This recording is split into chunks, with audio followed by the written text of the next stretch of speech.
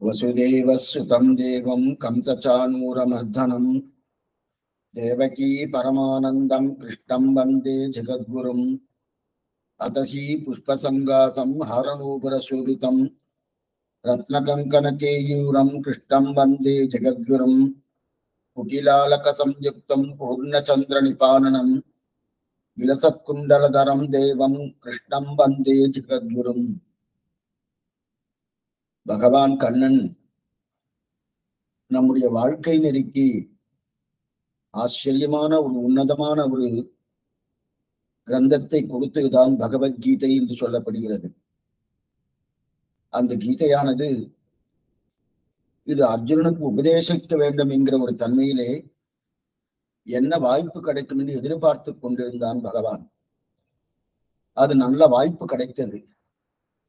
எப்படிப்பட்ட வாய்ப்பு என்றால், யுத்தரங்கத்திலே அர்ஜுனன் தனக்கு எதிரே இருக்கக்கூடிய அனைவரையும் பார்த்து, பந்துக்கள், உறவினர்கள், உற்றார்கள், ஆச்சாரியர்கள் அவர்களை பார்த்து, ஓ இவர்களை கொல்லுவதா, இவர்கள் கொண்டால் பாவமாயிற்றே, இவர்களை கொண்டு நான் ராஜ்ய பரிபாலனம் பண்ண வேண்டுமா, அது தேவையில்லையே, அதனால கொல்லமாட்டேன் என்கிற ஒரு தன்மையோடு, எனக்கு விஜயம் தேவையில்லை, வெற்றி தேவையில்லை, நான் பிக்ஷை எடுத்தால் வாழ்ந்து கொள்கிறேன், அதனால் என்னுடைய பந்துக்களையும் ஆச்சாரியையும் கொல்ல மாட்டேன் என்று தன்னுடைய காண்டீபத்தை கீழே புகட்ட, அதற்கு மேற்கொண்ட கண்ணன் அந்த யுத்தரங்கத்திலே அந்த யுத்தத்தை செய்வதற்காக 700 ஸ்லோகங்களை கொடுத்தார்.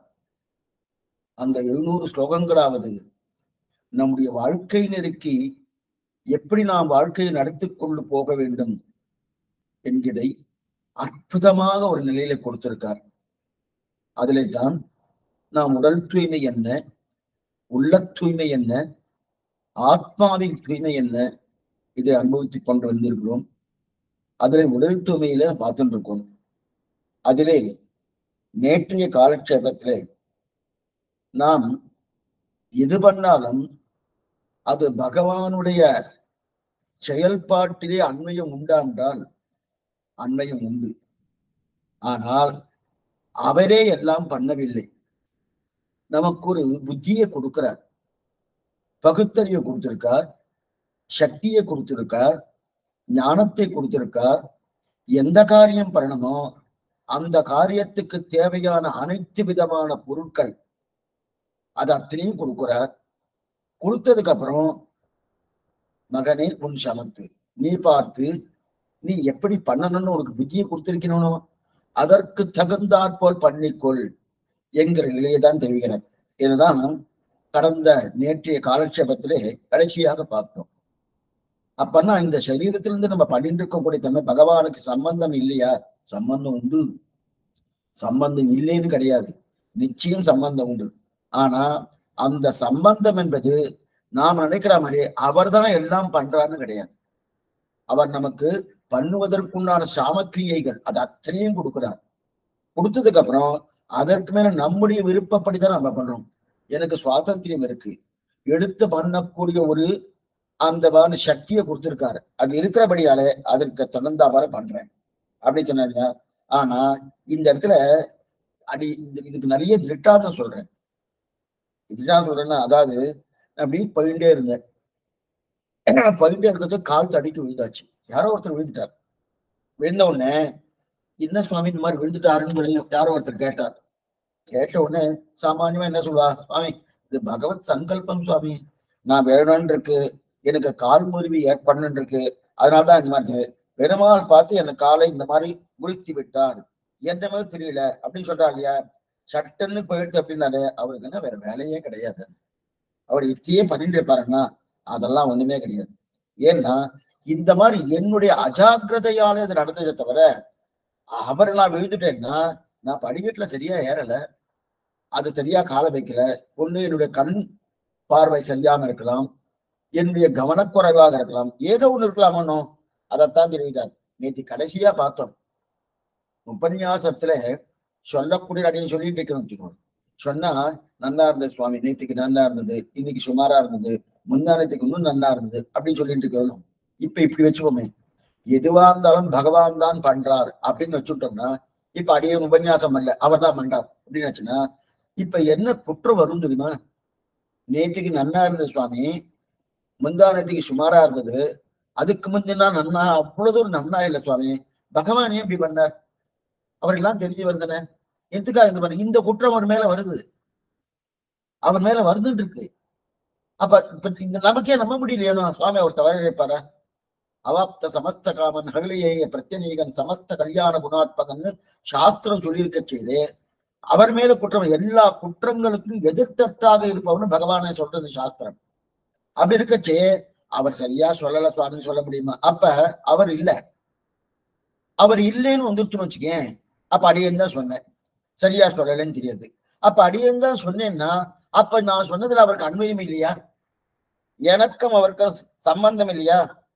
சம்பந்தம் இல்லையான்னா, சம்பந்தம் இல்லைன்னா அதுவும் தப்பா போயிடுறது. அதாவது நம்ம எந்த காரியம் பண்ணாலும் அந்த காரியத்துக்கும் பகவானுக்கும் சம்பந்தம் உண்டு. சம்பந்தம் உண்டுன்றதுக்காக அந்த காரியத்தை நான் பண்ணல, அவர் பண்ணல, நான் தான் பண்ணேன், இது பொருந்தலையே சுவாமி. ஒண்ணு அவர் பண்ணதா இருக்கணும், அல்லது நான் பண்ணதா இருக்கணும், இல்லது அவருடைய நிலைப்படி நான் இருந்துட்டு இருக்கணும். அதெல்லாம் விட்டுட்டு நான் பண்ணேன்னு சொல்லிச்சு. இன்னைக்குமே பொறுப்பு என்னுடையதான் எடுத்துக்கொள்ளணும். பொறுப்பு என்னதே எடுத்துட்டோம்னா அப்ப நிறைய நம்முடைய வாழ்க்கையில என்னென்ன பிரச்சனைகள் இருக்கோ அதெல்லாம் விடை கிடைச்சிடும். பொறுப்பு நானே எடுத்துட்டானே, பொறுப்பை பகவான் தரையில போட்டுன்னு வச்சுக்கோ. அப்ப என்ன ஆகுதுன்னா, பொறுப்பு அவர்கிட்ட வந்துடுறது. அவர்கிட்ட வந்த உடனே சுவாமி அவர் தான் தப்பு பண்ணியிருக்காரு போல் இருக்கு அப்படின்னு சொல்றதுனோ, அது இது நம்மளால நம்ப முடியாதா? நம்ப முடியலையோ. அடியேன் தப்பு பண்ணலாம், மத்தவா தப்பு பண்ணலாம், பகவானே தப்பு பண்ணுவாரா? பண்ண மாட்டாருனோ. அப்ப எப்படி இது வருது? அப்ப இதுல இருந்து என்ன தெரியுது? அவர் பண்ணலேன்னு தெரியுது. அப்ப அவர் பண்ணலேன்னு தெரிஞ்சா, அப்பன்னா உனக்கும் அவருக்கும் இந்த ஜீவாத்மாவும் பகவானுக்கும் சம்பந்தம் இல்லைன்னு சொல்றேனா? உண்டு. கொஞ்சம் ஜாகிரதையா கேட்கணும். இதுதான் பிரம்மசூத்திரத்துல ரொம்ப நல்லா எடுத்திருக்கார் சுவாமி வேதவியாசர். பிரம்மசூத்திரத்தை ரொம்ப நல்லா எடுத்திருக்காரு.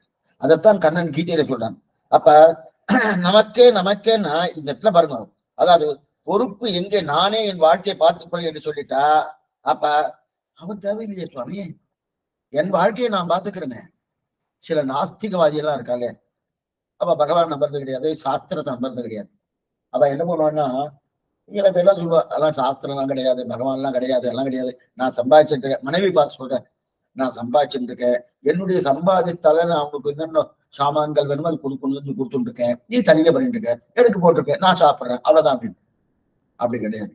நானே சம்பாதித்தாலும் சம்பாதிக்கிறதுக்கு உண்டான தன்மையே அதுக்கு தகுந்த எல்லாமே பகவான் தான் நமக்கு பண்றான். சரி, அப்ப வேண்டான்னு ஒருத்தர் நான் தான் எல்லாம் பண்ணிட்டு இருக்கேன்னா, அப்ப பகவானே தேவையில்லைன்னு வந்து இந்த இடத்துல வர ரெண்டு குற்றம். இந்த பக்கம் பார்த்தாலும், அதாவது மதலத்துக்கு ரெண்டு பக்கமே அடி இடின்னு சொல்லுவா பாருங்க, அந்த மாதிரி இந்த பக்கம் பார்த்தாலும் ஒரு தப்பு வருது, அந்த பக்கம் பார்த்தாலும் ஒரு தப்பு வருது. இந்த பக்கம் பார்த்தான்னா நான் தான் எல்லாம் பண்றேன், நான் தான் எல்லாம் பண்றேன்னு வந்துட்டுன்னா, அவ பகவானுக்கும் நமக்கு சம்பந்தம் இல்லையா சுவாமி? சம்பந்தம் உண்டே அப்படின்ற ஒரு நிலை வந்துடுறது. அப்ப அது தப்பா போயிடுறது. சரி சுவாமி, பகவான் தான் பண்றாருன்னா அப்ப அவர் தப்பா பண்ணிட்டு இருக்காரா அப்படின்னு வருது. இப்ப பகவான் பண்றாரா நாம பண்றோமா? பகவான் பண்றாருன்னு சொன்னாலும் தப்பு வருது. நாமே பண்ணேன், இதுக்கும் பகவானுக்கும் சம்பந்தம் இல்லைன்னா அப்ப என்ன சுவாமி, அவருக்கு உனக்கு சம்பந்தம் இல்லையா அப்படி அந்த குற்றம் வருது.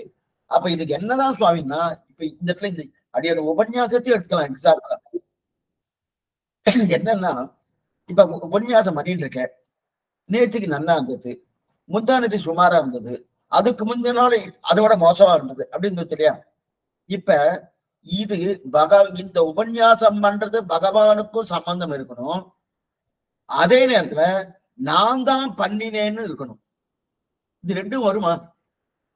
என்னமா வரும் சுவாமி? கொஞ்சம் ஜாகிரதையா கேளுங்க.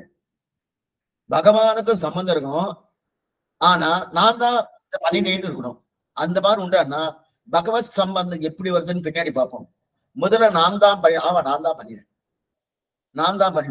நீ என்ன பண்ணின? நேற்றுக்கு நல்லா சொன்னேன், முந்தானத்துக்கு சரியா சொல்ல, அதற்கு முந்தின நாள் சரியா சொல்லல, நான் தான் சொல்லல. எதுக்கு சுவாமி சொல்லல சுவாமி, எனக்கு ஞானம் அவ்வளவுதான் சொல்லல அப்படின்னு சொல்லிட்டேன். சரி, இப்ப நீர் தானே சொன்ன, இப்ப பகவத் சம்பந்தம் இந்த வருது தாராளமா. எங்க சுவாமி நீர் தான் சொன்னேன்னு சொல்லிட்டு இருக்கேன். அப்ப நீர் தான் சொன்னேன்னு சுயர்தான் சொன்னேன்னு சொல்லிட்டு இருக்க பகவத் சம்பந்தம் இல்ல வரல, நான் வருது. அவர் கொடுத்த ஞானத்தால சொன்னேன், அவர் கொடுத்த சரீரத்தால சொன்னேன், அவர் கொடுத்த இந்த கிரியைகள் என்னென்ன, எனக்கு சாமக்கிரியைகள் என்னென்ன தேவையோ அதெல்லாம் சொன்னேன். அதற்கு வேற அவர் தான் சொல்லுன்னு தூண்டி விட்டபடியால சொன்னேன். இது இத்தனை. அப்ப இதெல்லாம் கொடுத்த சரீரம் என்ன, ஞானம் என்ன, அதற்கு மேற்கொண்டு பகுத்தறிவு என்ன, இதெல்லாம் பகவான் எனக்கு கொடுத்திருக்காரு. இப்ப அவர் கொடுக்கலன்னா இதை சொல்ல முடியாதுன்னு. அப்ப இதுல சம்பந்தம் வந்துட்டு அவருக்கு சம்பந்தம் இருக்கு. ஆனா அவர் என்ன பண்ணார்னா, உனக்கு எல்லாமே கொடுத்துறேன், உன்னுடைய விருப்பப்படி பண்ணுட்டார். இந்த இடமா இருக்கும், உன்னுடைய விருப்பப்படி பண்ணுட்டார். இப்ப அடியருடைய விருப்பப்படி பண்ணும்போது எனக்கு சுதந்திரம் வந்துடுது. சுவாதந்திரம்னா என்ன அர்த்தம்னா, என்னுடைய விருப்பப்படி நான் பண்ணினேன். இப்ப தப்பா வந்துட்டோம். நேற்றுக்கு சுமாரா இருந்தது, முந்தானத்துக்கு எக்ஸாம்பிள் தான். முந்தானத்துக்கு சுமாரா இருந்தது, அதுக்கு முந்தான மோசமா இருந்தது, ஏதோ ஒண்ணு இருந்ததுன்னு வச்சுக்கேன். அப்ப அது எதனால சுவாமி வந்தது?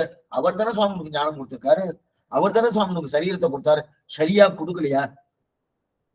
சரியா கொடுக்கலன்னா எல்லா நாளுமே தப்பா சொல்லியிருப்பேன். ஆனா ஏதோ ஒரு 2-3 நாள் நல்லா சொல்லியிருக்கணும். அப்பனா என்ன அர்த்தம்? அப்ப தப்பு யார்கிட்ட இருக்கு? எங்கிட்ட இருக்கு. அது என்னமா சுவாமி, அவர் தானே உங்களுக்கு ஞானத்தை கொடுத்தாரு, அவர் தானே உனக்கு சரீரத்தை கொடுத்திருக்காரு.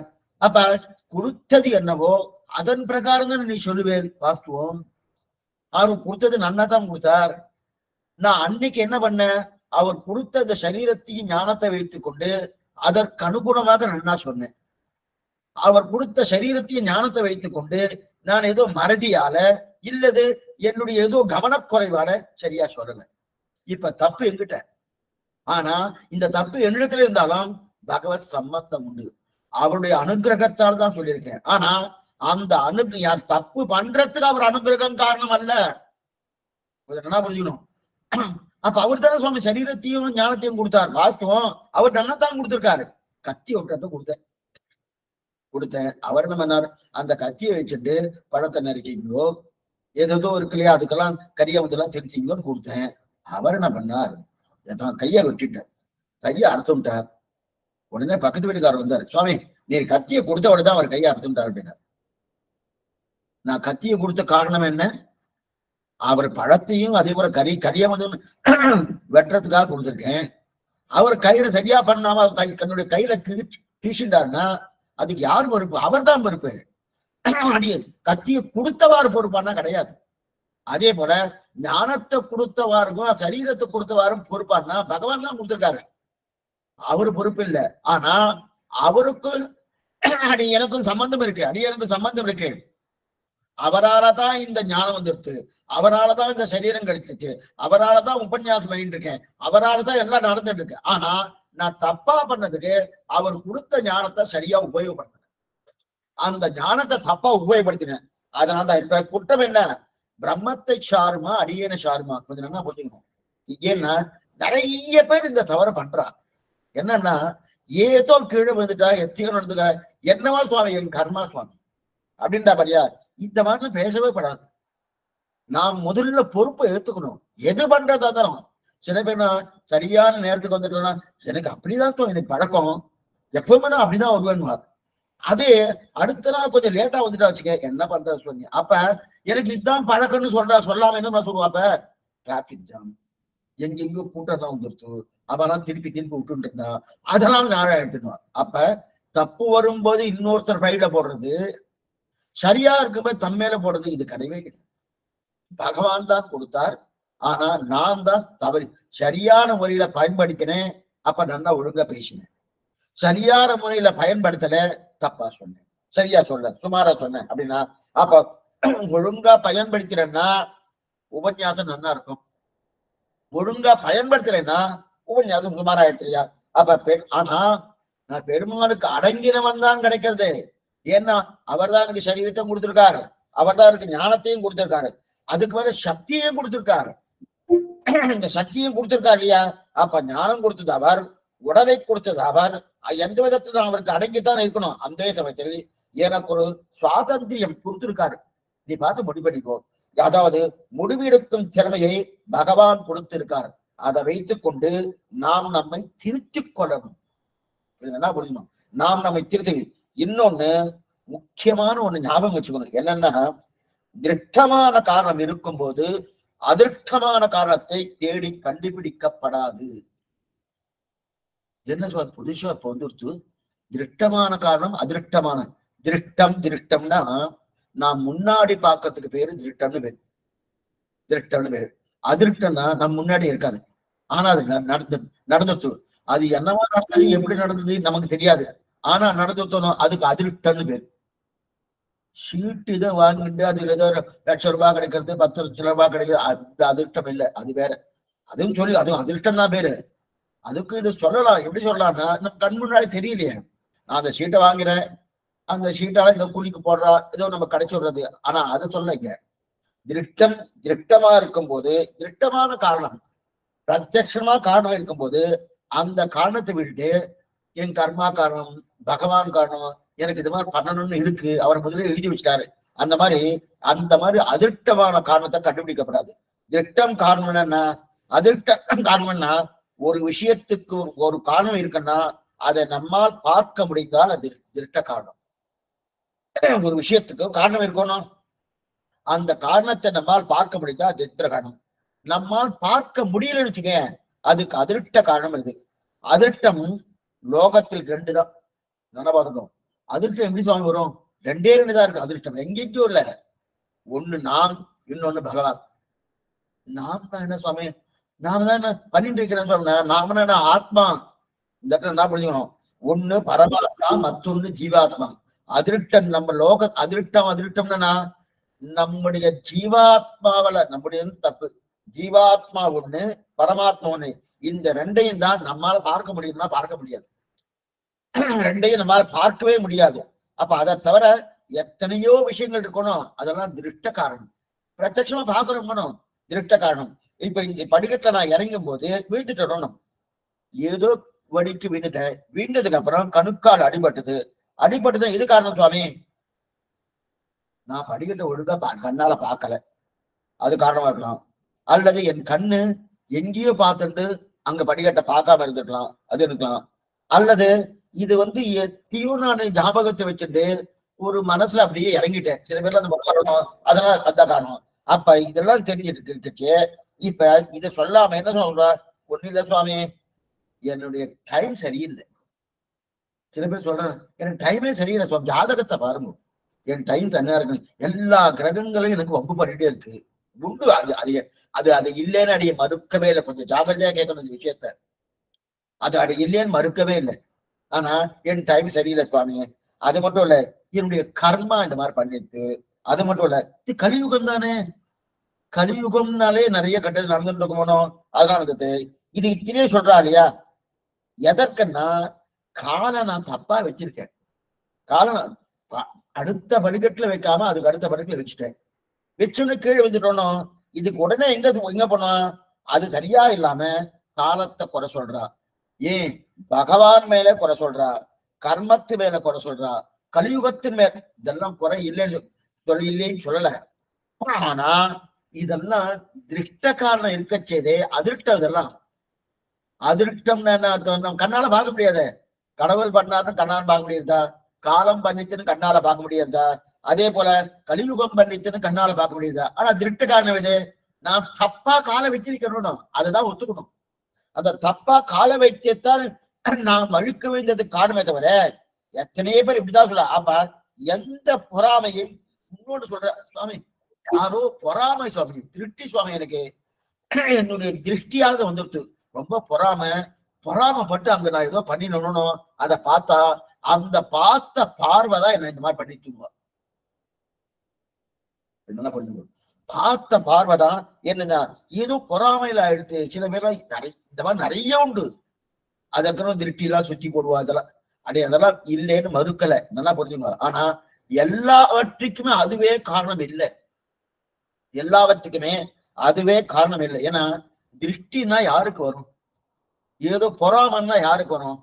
ரொம்ப நன்னா பண்ணவாளுக்கு, அழகா இருக்கிறவாளுக்கு, பெரிய வித்வான்களுக்கு, மெத்த படித்தவர்களுக்கு, இதை போல யாருமே பண்ணதில்லைங்கிற நிலை இருக்கிறோம் வரும். இதான் நம்மகிட்ட இருக்காம கொஞ்சம் யோசனை பண்ணி பாருங்க. அடியன்ட்டு இல்ல, மெத்த படித்தவனா இல்ல, அழகா இல்ல, பெரிய பணக்காரனா இல்ல, கோட்டீஸ்வரனா இல்ல, இல்ல ஏதாவது பெரிய ஏதாவது சாமர்த்தியமா ஏதாவது சாஸ்திரம் மூலமா ஏதாவது சம்பிரதாயம் மூலமா நாட்டுக்கு ஏதாவது நல்லது பண்ணியிருக்கனா? ஒண்ணும் இல்லை. எதுவுமே இல்லாம இருக்குச்சேதே எப்படி அவளுடைய பார்வை நம்ம மேல படும்? என்ன சுவாமி பறந்தாரு, ஒண்ணுமே பண்ணலையே, அப்படிதான் நினைப்பாரு தவிர திருஷ்டி எப்படி வரும்? அழகனா இருந்தா வரும். பகவானுக்கு வரும்னா வரும். என் அமுதனை கண்ட கண்கள் மற்றொன்றினை காணார். எத்தனை அழகு! ஐயப்பாடு அறுத்து தோன்றும் அழகனோர் அரங்கம் அன்றே, தன்பால் ஆதாரம் பெருக வைத்த அழகனோர் அரங்கம் அன்றேன்னு தெரிவிக்கிறாரு. அந்த அழகு அழகு அழகுனா அந்த அழகை சேவிக்க சேவிக்க ஓ என் கந்திருட்டியே படுத்துரும் போட்டிருக்கேன். இது பெரியாழ்வார் பண்றார். அப்பாஞ்ச சென்னியமும் பல்லாண்டு தன்னுடைய கந்திருஷ்டியே பட்டுடுன்றதுக்காக என்ன சொல்றாரு? முகத்தை திருப்பிக்கிறாரு. என்ன? வடிவாயினின் வளமார்பினில் வாழ்கின்ற மங்கையம் பல்லாண்டு, வடிவார் சோதி வளத்துறையும் சுடர் ஆழியம் பல்லாண்டு, படைப்போர் பொக்கு முழங்கும் எல்லாத்தையும் நேரடியா சொல்லிட்டு பாஞ்ச சன்னியத்துக்கு வந்து ஏன்னா ஓ என் கந்திருஷ்டியே பட்டுடும் போல் இருக்கு, அத்தனை அழகா இருக்கு, அத்தனை அழகா இருக்கு, இந்த அழகு என்னால் இது பகவானுக்கு வரலாம். நமக்கு எதா இருக்கன்னா அது ஏதோ அலங்காரம் பண்ணா வெளியில இருக்கிறவெல்லாம் பார்த்துட்டு பயப்படாம இருக்க, பயப்படாம அவ்வளவுதான் சொல்ல முடியும் இல்லையா? இன்னும் கேட்டா சில பேர்லாம் இன்னைக்கு பார்த்துருக்கணும், இங்க ஒரு கருப்பு பொட்டு ஒண்ணு வைப்பா, நீ கன்னத்துல வைப்பா, திருஷ்டி பொட்டுன்னு சொல்லுவோம். அது பகவானுக்கு இருக்கிற பெருமாளுக்கு வேறு. ஏன்னா அந்த கருப்பா வைக்கிற திருஷ்டி வச்சுல ஏதோ திருஷ்டி வந்துடும் திருஷ்டி வந்துடும்னா அந்த திருஷ்டி வருவதற்குண்டான தன்மையை நம்மகிட்ட இல்லையே.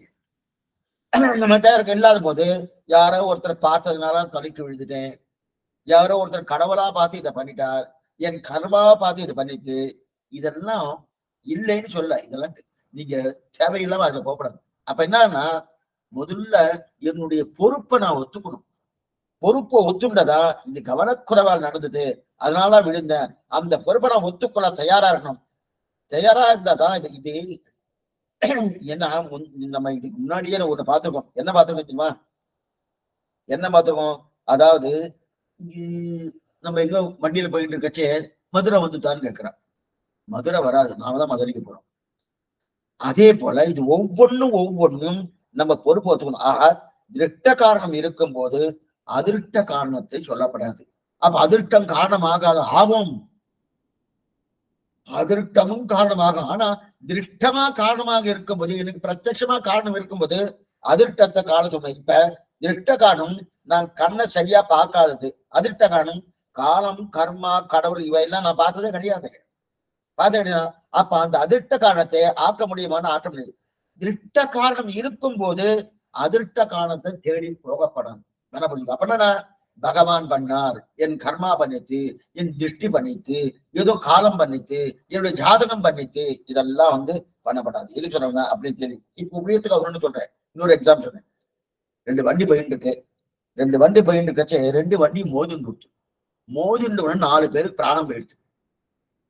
4 பேர் பிராணம் போயிடுச்சுன்னு உடனே ஒருத்தர் சொன்னார். என்ன சொன்னார்? சுவாமி இது என்ன சுவாமி இந்த மாதிரி ஆயிடுச்சு? அவ கர்மா சுவாமி. அவ கர்மாவா? ஓட்டுநருடைய கவனக்குறைவு, ஓட்டுநர் சரியா அது ராத்திரி வேலை சரியா பார்த்திருக்க மாட்டா, இல்ல வண்டியில ஏதாவது கோளாறு இருந்திருக்கும் அதனால போயிருக்கலாம், அல்லது வண்டியில வெளிச்சம் போதாம இருந்திருக்கும் அதனால பார்த்திருக்கலாம், அல்லது எதிர் வண்டி நிறைய வெளிச்சம் வந்துட்டு வச்சுக்கே, அதனாலதான் லைட் பிளாஷ் லைட் எல்லாம் பண்றா பாருங்க. அப்ப எதிர் வண்டி நிறைய வெளிச்சம் வந்துருக்குன்னா அதனால இவருக்கு தெரியாம போயிருக்கு. எத்தனையோ இருக்கு, அதனால ஆயிடுச்ச சுவாமி. இவருக்கு என்ன கர்மா, இவருக்கு திருஷ்டி, இவருக்கு பகவான் இதா பண்ணணும்னா அப்படின்னா அந்த மாதிரிலாம் கிடையவே கிடையாது. ஏன்னா நாம நம்முடைய பொறுப்பை ஒத்துக்கணும். நாம என்ன பண்ணணுமோ அந்த பண்ணக்கூடிய தன்மையை பொறுப்பா பண்ணணும். அதை விட்டுட்டு அங்க இதை எண்ணெய் போட்டிருக்கா, எண்ணெய் போய் விழுந்திருக்கான்னு தெரியாது, விழுந்திருக்குன்னு தெரியும், நான் போயிட்டேன், தெரியாம போயிட்டேன், எண்ணெய் விழுந்ததுன்னு தெரியும், ஆனா அதை மறந்துட்டு போயிட்டேன், போயிட்டோன்னே காலை வச்சு கீழே விழுந்துட்டேன். உடனே ஒருத்தர் சொன்னார், சுவாமி இவருக்கு என்ன விழுந்திருக்குன்னு தெரிஞ்சிருந்தும் இவர் அங்க விழுந்துட்டாங்க, தலையெழுத்துங்க, இவருக்கு விழுந்துருத்து, பகவான் அந்த மாதிரி பண்ணணும்னு இவருக்கு சங்கல்பம் பண்ணிருக்காரா, விழுந்துருக்கு. அப்படிலாம் கிடையாது. நான் என்னுடைய அஜாகிரதை, என்னுடைய இப்படி இதெல்லாம் சொல்ல சொல்ல என்ன தோணும்னா, சுவாமி நீங்க ஏதோ நாஸ்திகவாதம் பேசுற மாதிரில இருக்க, திருவன்கா போட்டுட்டு இந்த மாதிரி நாஸ்திகவாதம் இல்லை. பகவானுக்கு உண்டு, அதிருஷ்ட காரணமும் உண்டு. திருஷ்ட காரணம் மட்டும் சொல்ல போறேன் அதிருஷ்ட காரணமும் உண்டு. ஆனா திருஷ்ட காரணம் பிரத்யட்சமா இருக்கும்போது அதிருஷ்டத்தை காரணம் ஆக்காதே. இதான் நம்ம பூர்வாச்சாரியர் கண்ணனே அதான் தெரிவிக்கிறார். திருஷ்டமான காரணம் இருக்கும்போது அப்ப அப்படி இருக்கச்ச அதிருஷ்டமானத்தை காரணம் சொல்லாத என்ன. அப்ப அதிர்ஷ்டம் காரணம் இல்லையா? அந்த காரணம் உண்டு, அது வேறு விதத்தை. ஆனால் என்ன அதிர்ஷ்டம்னா, எனக்கு அது தெரியாது, அது மட்டும்தான் அதிர்ஷ்டம். என்ன பண்ணிக்கோ, எனக்கு அது தெரியாது, இல்லையா, அது மட்டும்தான் அதிர்ஷ்டம். இன்னொன்னு சொல்லிடுறேன். பரீட்சை எழுதினேன், அது நல்லா தான் எழுதினேன். எழுதினோடனே 60 மார்க் வரணும், என்னமோ தெரியல, அது 35 தான் வந்துருச்சு. உடனே ஒருத்தர் சொன்னார், சுவாமி அவருக்கு ஒண்ணுமில்லை, திருத்தக்கூடியவருக்கு அன்னைக்கு அவர் வீட்டுல ஏதோ சண்டை, தன்னுடைய மனைவியோடு ஏதோ சண்டைனால அந்த கோபத்தோட வந்தார், கோபத்துல இங்க மார்க் போடாம விட்டுறாரு அப்படின்னு சொன்னார். அதுதான் காரணம். அதுதான் காரணம் சொன்னாலே, இப்ப அது எனக்கு தெரிஞ்சதா தெரியலையோ, இப்ப இது அதிர்ஷ்ட காரணம் வச்சுக்கலாமா? கிடையாது, இது காரணம் தான். ஏன்னா அவருடைய கவனக்குறைவால யார் அந்த பரீட்சத்தால திருத்துறாளோ அந்த வாத்தியாருடைய கவனக்குறைவாலதான் அது 60 வர வேண்டியது 40 35 போட்டிருக்காரு தவிர, இதுவும் அதிருஷ்டம் கிடையாது, திருஷ்டம் தான். பிரத்யட்சமா தெரியுது இவர் தான் தப்பு பண்ணிருக்கான்னு தெரியுது இல்லையா? அதனால நல்லா பண்ணிக்கோ, அதிருஷ்டம் காரணம் ஆக்க வேண்டாம். ஏன்னா அதிருஷ்ட காரணம் உண்டு, ஆனா திருஷ்ட காரணம் நமக்கு பிரத்யட்சமா காரணம் இருக்கும் போது அதிருஷ்ட காரணத்தை ஆக்க வேண்டாம். அப்படின்னா அந்த பொறுப்பை நாம் தான் ஏற்றுக்கொள்ளுமே தவிர, அந்த பொறுப்பை கொண்டு போய் கர்மாவனிடத்திலேயோ பகவானிடத்திலேயோ என்னுடைய ஜாதகத்திலேயோ என்னுடைய ஏதோ திருஷ்டிலாம் சொல்றல அதுலயோ அப்படின்னு பாக்க. அப்ப எங்க கண்ணால் காட்டப்படுகிறதோ அதை இன்னும் பேரில் அதிர்ஷ்டம் காரணத்தை சுமத்த வேண்டாம். சரி, இப்ப இதெல்லாம் இது வரைக்கும் பார்த்துக்கணும். இப்ப வேற விஷயத்துக்கு வரேன். இப்ப இந்த சரீரத்திலும் ஆத்மாவும் இருக்கிற வேறுபாடு இருக்குன்னு பார்த்து போனோம். இந்த சரீரத்துக்கும் ஆத்மாவுக்கும் இருக்கக்கூடிய வேறுபாடு பார்த்து போனோம். சரீரம் என்பது அழியக்கூடிய சரீரம்னா இந்த உடம்பு என்பது அழியக்கூடியது, ஆத்மா அழிவற்றது, எப்பவும் நிச்சயமா இருக்கக்கூடியது. அப்ப அந்தத்தோடு கூடிய தேகம், அந்தமற்றவன் ஆத்மா. அந்தத்தோன்னா ஒரு முடிவு இருக்கு இந்த தேகத்துக்கு, இந்த சரீரத்துக்கு முடிவு இருக்கு. ஆனா அதே போல அந்த முடிவு ஆத்மாவுக்கு உண்டானா, ஆத்மாவுக்கு முடிவே கிடையாது.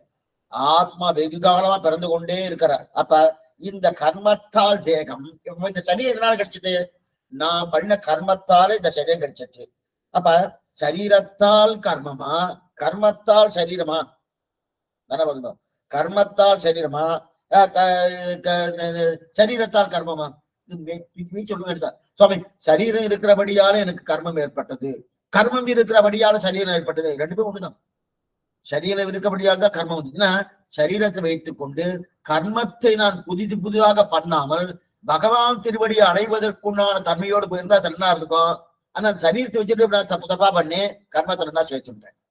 சரி சுவாமி, அந்த சரீரம் வரத்துக்கு என்ன காரணம்? கர்ம காரணம். அப்ப கர்மாவா இதுக்கு பீஜாங்குர நியாயம்னு பேரு.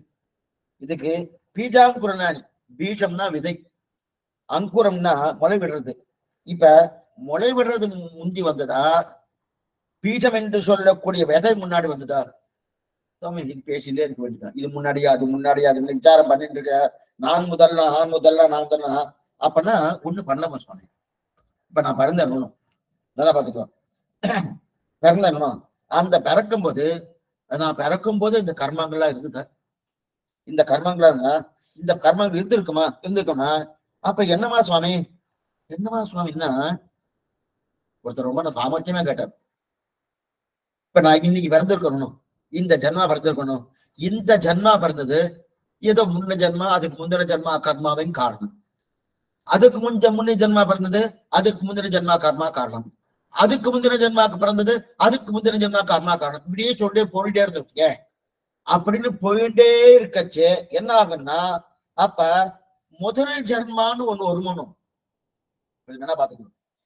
முதல் ஜன்மான்னு ஒண்ணு வருமானம். அப்ப அதான் முதல் பிறவி வருமானம். அந்த முதல் பிரிவிலே எனக்கு கர்மங்கள் இருந்துதா இல்லையா சுவாமி? இது நிறைய பேருக்கு இந்த சந்தேகங்கள் இருக்கும். அப்ப முதல் பிரிவு இருக்கணும், முதல்ல நான் பிறந்திருக்கணும். அந்த முதல்ல பிறந்திருக்கச்சே அப்ப முதல்ல கர்மங்கள் இருந்துதான்னா இந்த ரெண்டுமே தப்பு. முதல்ல பிறந்தேன்றதும் தப்பு, முதல்ல கர்மா எப்படி ஏற்பட்டதுன்றதும் தப்பு. அதாவது ஆத்மாவும் நித்தியம், கர்மாவும் அனாதி. நல்லா படிச்சுங்க. கர்மாக்களும் அனாதி. இதுதான் ரொம்ப முக்கியம் நம்ம சம்பிரதாயத்துல. கர்மாக்கள் அனாதி, ஆத்மா நித்தியம். ஆத்மா எப்போ உண்டு, பிரளய காலத்துல உண்டு, மறுபடியும் சிருஷ்டிக்கும் காலத்துல உண்டு. எப்பவுமே ஆத்மா உண்டு. இந்த நேரத்துல ஆத்மா கிடையாது என்பதே கிடையாது. எப்போ ஆத்மா உண்டு. சரி, அதே போல கர்மா சுவாமி என்னைக்கும் உண்டு. கர்மா அனாதி, ஆத்மா நித்தியம். என்ன புரியுங்க? கர்மா அனாதி. இந்த காலத்திலே கர்மா ஏற்பட்டதே கிடையாது. என்னைக்கும் கர்மா உண்டு. ஆனா கர்மாவுக்கும் ஆத்மாவுக்கும் என்ன வித்தியாசம்னா, கர்மாக்களுக்கு அந்தம் உண்டு, முடிவு உண்டு. ஆத்மாவுக்கு முடிவு கிடையாது. ஆத்மா எப்பவும் இருந்துட்டு இருக்கும். ஆனா இந்த ஜீவாத்மா என்று சொல்லக்கூடிய இந்த ஆத்மா எப்பவுமே இருந்துட்டு இருக்கும். எந்த நிலையிலும் இருக்கும். ஸ்ரீவைகுண்டம் போனாலும் உண்டு, இங்க இருந்தாலும் உண்டு, நரகத்துக்கு போனாலும் உண்டு, சொர்க்கத்துக்கு போனாலும் உண்டு. நான் இங்கேயே பிரளய காலத்துல இருந்தாலும் உண்டு. அதே சரீரம் இருக்கான்னா, சரீரம் என்னது? கர்மா. கர்மா வேறு, சரீரம் வேறு. சரீரம் இந்த உடம்பு. ஆனா இந்த உடம்பு எல்லா ஜென்மாலும் கிடைக்கிறதுன்னு அப்படி கிடையாது. ஆனா கர்மா எல்லா ஜென்மம் உண்டு. எல்லா ஜென்மம் உண்டுணும். அந்த கர்மா எல்லா ஜென்மம் உண்டுனா அதுவும் அடிபட்டதா சுவாமி? நிச்சயமான கர்மா நித்தியம் கிடையாது. கர்மா அனாதி வேறு, நித்தியம் வேறு. அனாதின்னா எப்ப ஆரம்பிச்சதுன்னு கிடையாது. ஆனா அனாதியா இருக்கக்கூடிய கர்மாவுக்கு அந்தம் உண்டு. என்ன பண்ணுங்க? அந்தம் என்ன? முடிவு உண்டு. கர்மா இந்த காலத்தை முடிவு பெற்றுவிடும் என்பது உண்டு. அதே போல ஆத்மா அது நித்தியம் தானே. இந்த காலத்து நித்தியம் தானேன்னு சொல்லிட்டு இந்த காலத்தை முடிவு பெறுன்றது ரெண்டுமே சேரவே சேரல. ஆத்மா அனாதின்னு சொல்லலாம். ஆனா அனாதின்ற சப்தத்தை காட்டும் நித்தியம் என்கிற சப்தம் தான் முக்கியம். ஏன்னா அனாதின்னு சொல்லக்கூடிய அந்த சப்தத்தாலே அப்பனா அந்தம் உண்டுன்னு சொல்றான்னு வந்துடும். அப்புறம் முடிவு உண்டுன்னு சொல்லிடா வந்துடும். அப்ப அந்த முடிவு உண்டுன்ற ஒரு சப்தம் போடுவதற்கு வாய்ப்பு இல்லாம பண்ணணும்னா நிச்சயம் ஆத்மா நித்தியம். ஆத்மா எப்போதும் உண்டு இந்த காலத்துல. அப்படின்னா நேற்று இருந்தார் ஆத்மா, இன்னைக்கு இல்லை. அதே போல முந்தானத்துக்கு இருந்தார், அதெல்லாம் கிடையாது. அதனால ஜீவாத்மா இல்லை என்று சொல்ல முடியாது. என்ன தெரியும்னா, பகவான் நித்தியம், ஆத்மாவும் நித்தியம், அச்சித்து நித்தியம். இந்த மூன்று தத்துவங்கள் என்னைக்குமே நித்தியம். அச்சித் என்று சொல்லக்கூடிய நம்ம கண்ணால பார்க்கக்கூடிய வஸ்துக்கள் எதுவா இருந்தாலும் சரி, அத்தனையும் நித்தியம். பகவான் நித்தியம். நாம்னா என்ன சொல்லுவாங்க? ஜீவாத்மா. நாம்னா இந்த சரீரத்தை காமிக்க கூடாது, ஜீவாத்மா. அந்த ஜீவாத்மாவும் நித்தியம். ஆனா இதுல ரெண்டு பொருள் நிச்சயமா இருக்கும். ரெண்டு வஸ்துக்கள். எந்த வஸ்து? பரமாத்மாவும் ஜீவாத்மாவும். அது அச்சித்த நித்தியம் சொல்லல சுவாமி. நிச்சயமா இருந்தாலும் மாறுபாட்டுக்கு உட்பட்டது. நல்லா புரிஞ்சுக்கோ. மாறுபாட்டுக்கு உட்பட்டது, அதுவும் நிச்சயம்தான். அச்சித்தம் நம் கண்ணால பார்க்கக்கூடிய பொருட்கள் அத்தனையும் நிச்சயம்தான். ஆனா மாறுபடும். இன்னைக்கு இந்த கட்டடம் இருந்துட்டு இருக்கு. 1100 வருஷம் ஆச்சுன்னா கட்டடத்தை திருச்சி வேற ஏதாவது கட்ட போறா, இல்ல அதே தரமட்டம் பாக்குறா. இருந்ததே சுவாமி, அதுவும் அச்சித்ததுனா இருந்ததுன்னா வேற ஒரு ரூபத்துக்கு போயிடுத்துக்கு. வேற அது என்ன ஆயிடுது? பொடியா போயிடுது. எத்தனையோ உண்டு, எதுவா இருந்தாலும். ஆனா அது இல்லைன்னு கிடையாது. இந்த மூன்று தத்துவங்களும் நிச்சயம். அதனால கர்மாக்கள் அனாதி. இதை நல்லா புரிஞ்சுக்கணும். ஏன்னா முதல் கர்மா கிடையாது. முதல் கர்மா என்பதே கிடையாது. அனாதியா இருந்துட்டே இருக்கு. ஆனா இந்த கர்மாவுக்கு என்ன இருக்கு? அந்தம் உண்டு. அதே போல கர்மங்க. ஆனா பிறவிக்கு அந்தம் இல்லைன்னு ஆக்கி விட்டது எது? இந்த கர்மா தான். என்ன பண்ணுது? கர்மா பூர்த்தியா போயிடுச்சுன்னா என்ன ஆகும்? அதுக்கு மேல நான் இனிமே பிறக்க வேண்டாம். பிறக்க வேண்டாம்னா ஆத்மா இல்லைன்னு அர்த்தம். ஆத்மா செய்ய வேண்டும் போயிடுது, கர்மா போயிடுது. கர்மா போயிடுதுன்னு அதான் இருக்கிறார். அதான். அப்ப ஜனன மரணம் வேண்டான்ற அளவுக்கு தான் நாம் இங்க வந்திருக்கோம். இப்ப நம்ம பறந்திருக்கோம்னா எதுக்காக சொல்லி? கர்மாவை தொலைக்கிறதுக்காக வந்திருக்கோம். ஒத்தொத்தரும் இங்க வந்திருக்கேன்னா அவரவருடைய கர்மாவை தொலைச்சிட்டு மேற்கொண்டு பகவான்கிட்ட போய் அந்த அனுபவித்த பிரீத்தி காரியத்தை கைங்கரியம் பண்ணணும். அதற்காக தான் நம்ம பிறந்திருக்கோம். ஆனா பிறந்த இடத்துல என்ன பண்றோம்னா கர்மாவை தொலைக்கிறத விட்டுட்டு கர்மா புதுசா சேர்க்கிறோம். சேர்க்கிறபடியாதான் இந்த உடம்புக்கு அழுக்கு வந்துடும். இந்த உடம்போட அழுக்கு எதுனா கர்மாவை தொலைக்கிறதுக்காக பகவான் நமக்கு சரீரத்தை கொடுத்துருக்கான். எதற்காக சரீரத்தை கொடுத்தானோ அந்த பயன்பாட்டுக்காக இந்த சரீரத்தை உபயோகப்படுத்தாமல் என்ன பண்றோம், சரீரத்தின் வழியே போறோம். சரீரத்தின் வழியே போறோம்னா ஐஸ்வர்ய அனுபவத்துக்கு போயிட்டு இருக்கோம். இந்த சரீரத்துக்குள்ள இன்பத்துக்கு ஆத்ம இன்பத்துக்கு போறபடியால என்ன ஜனனம் மரணம் ஜனனம் மரணம் ஜனனம் மரணம் வந்துட்டு இருக்கணும், அளவில் இருந்திருக்கணும். அப்ப பிறவைக்கு ஆதி இல்லை, பிறவைக்கு அந்தமே இல்லைன்னு சொல்லிட்டா எங்கேயும் ஒவ்வொன்றியா தடுக்க பிறவி இருக்கு. ஆனா இந்த கர்மா போகவே போகாதுன்னு வச்சுக்க, நல்லா படிச்சுக்கோ. அப்ப நான் இங்க இருக்க வேண்டாம், நீங்களும் கேட்க வேண்டாம். சுவாமி கர்மா எப்படியும் போகாது, நான் திரும்பி மோட்சம் போக, ஏன்னா கர்மா போனதான் மோட்சம் போக முடியும். கர்மா போக போறது இல்ல, கர்மா அனாதைன்னு சொல்லிட்டேன், எப்பவும் இருக்க போறது, அதுக்கு அந்தம் இல்லேன்னு வந்துருத்தோம்னா யாரும் கோயிலுக்கு போக மாட்டா, ஒருத்தரை ஒண்ணும் பண்ண மாட்டா. என்னன்னா எனக்கு தெரியும் சுவாமி எப்படியும் கர்மா போக போறது இல்ல, மறுபடியும் பிறந்துட்டே இருக்க போறேன், எதுக்கு நான் உபன்யாசம் கேட்கணும், எதுக்கு நான் கோயிலுக்கு போகணும், எங்க போனாலும் திருப்பி இதே இடத்துல தான் வந்தாகணும், எங்க போனாலும் தேர் நிலைக்கு தான் வந்தாலும் சொல்றாலும் அது அப்படியே வந்துட்டு போனோம்.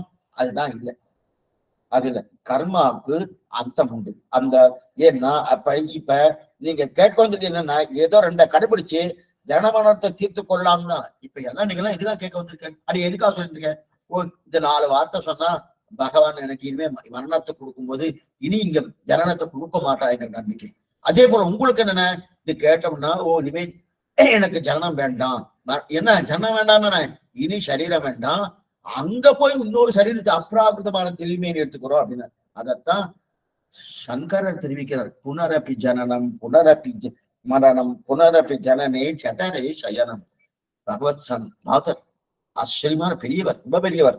அந்த என்ன சொல்ற, பஜ கோவிந்தம் கோவிந்தம் பஜ மூடமதே புனரப்பி மரணம் புனரப்பி ஜனனம் புனரப்பி ஜனனே சடரே சயனம் தெரிவிக்கிறார் இல்லையா. அவர் சொல்றது எதுக்குன்னா இந்த மாதிரி மாறி மாறி பல பிறப்ப பிறந்துட்டு இருக்கும், அந்த பிறக்கக்கூடிய நிலை கூடாது. கோவிந்தம் பஜம் மூடமத்தே, அந்த கோவிந்தரை நாம சங்கீர்த்தனை பண்ணுங்கோ, திரும்ப திரும்ப பிறப்பதற்குண்டான தன்மையே இல்லாம என்ன பகவானுடைய திருவடியை பிராபிக்கலாம் தெரியல. அப்ப அந்த கர்மத்தை நம்ம தொலைச்சாகணும், அந்த கர்மத்தை நம்ம தொலை.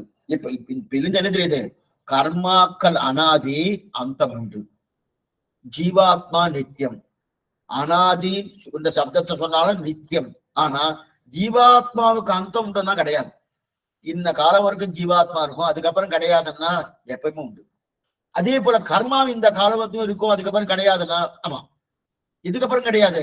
கர்மாவை தொலைக்கக்கூடிய தன்மை என்னுடைய நிலையாலேயோ இல்ல பகவத் அனுகிரகத்தையால கர்மா தொலைஞ்சிருத்தோம்னா போயிடுது. அப்ப அந்தம் ஆயிடுத்தணும், அது இதோட முடிவு கட்டிருத்தணும். முடிவு கட்டணும்னு என்ன ஆயிடுது, நீ இனிமே நான் பிறப்பாம என்ற நிலை எனக்கு வந்து விடுறதுன்னு தெரிவிக்கிறார். இப்ப அப்பன்னா இந்த முதல் பிறவின்னு இல்லையா, அந்த முதல் பிறவி என்பது கிடையாது. இதெல்லாம் குறிச்சு வச்சுக்கோங்க. ஏன்னா இந்த ஜென்மா இந்த கர்மா, இந்த ஜென்மா இந்த கர்மா அப்படியே போயிட்டே இருக்கச்சு முதல் ஜென்மான்னு ஒருமை சுவாமின்னா அப்படின்னு கிடையாது, அப்படின்னு கிடையவே கிடையாது அப்படின்னு. அப்ப கர்மா அப்பனா பிறவைகளில் நிச்சயமானவை, கர்மங்கள் நித்தியமானவை, அனாதி காலமா கர்மத்தால் பிறந்து கொண்டு ஒரு. இப்ப சில விஷயத்த நல்லா ஞாபகம் வச்சுக்கணும். என்னன்னா திருஷ்டமா இப்ப இது வரைக்கும் பார்த்துட்டோம்னா இதெல்லாம் அடிப்படை ஃபார்முலா.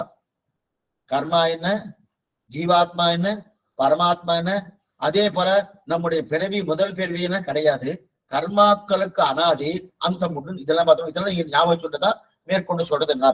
இப்ப நம்ம என்ன திருஷ்டமா அதிருஷ்டமா அப்படின்னு பார்க்கணும். திருஷ்டம்னா என்ன, நான் பண்றது அது என்னுடைய பொறுப்பு திருஷ்டம். அதிருஷ்டம் என்னன்னா நான் என்னுடைய கண்ணுக்கே தெரியாது, ஏதோ ஒன்று நடக்கிறது, பகவானா இருக்கலாம் இல்ல வேற ஏதாவது இருக்கலாம், அதுக்கு அதிர்ஷ்டம் வேறு. அல்லது பிறருடைய பொறுப்பா கடவுளுக்கு அடங்கி நான் இருக்கேனா, இதெல்லாம் நம்ம பார்க்கணும்.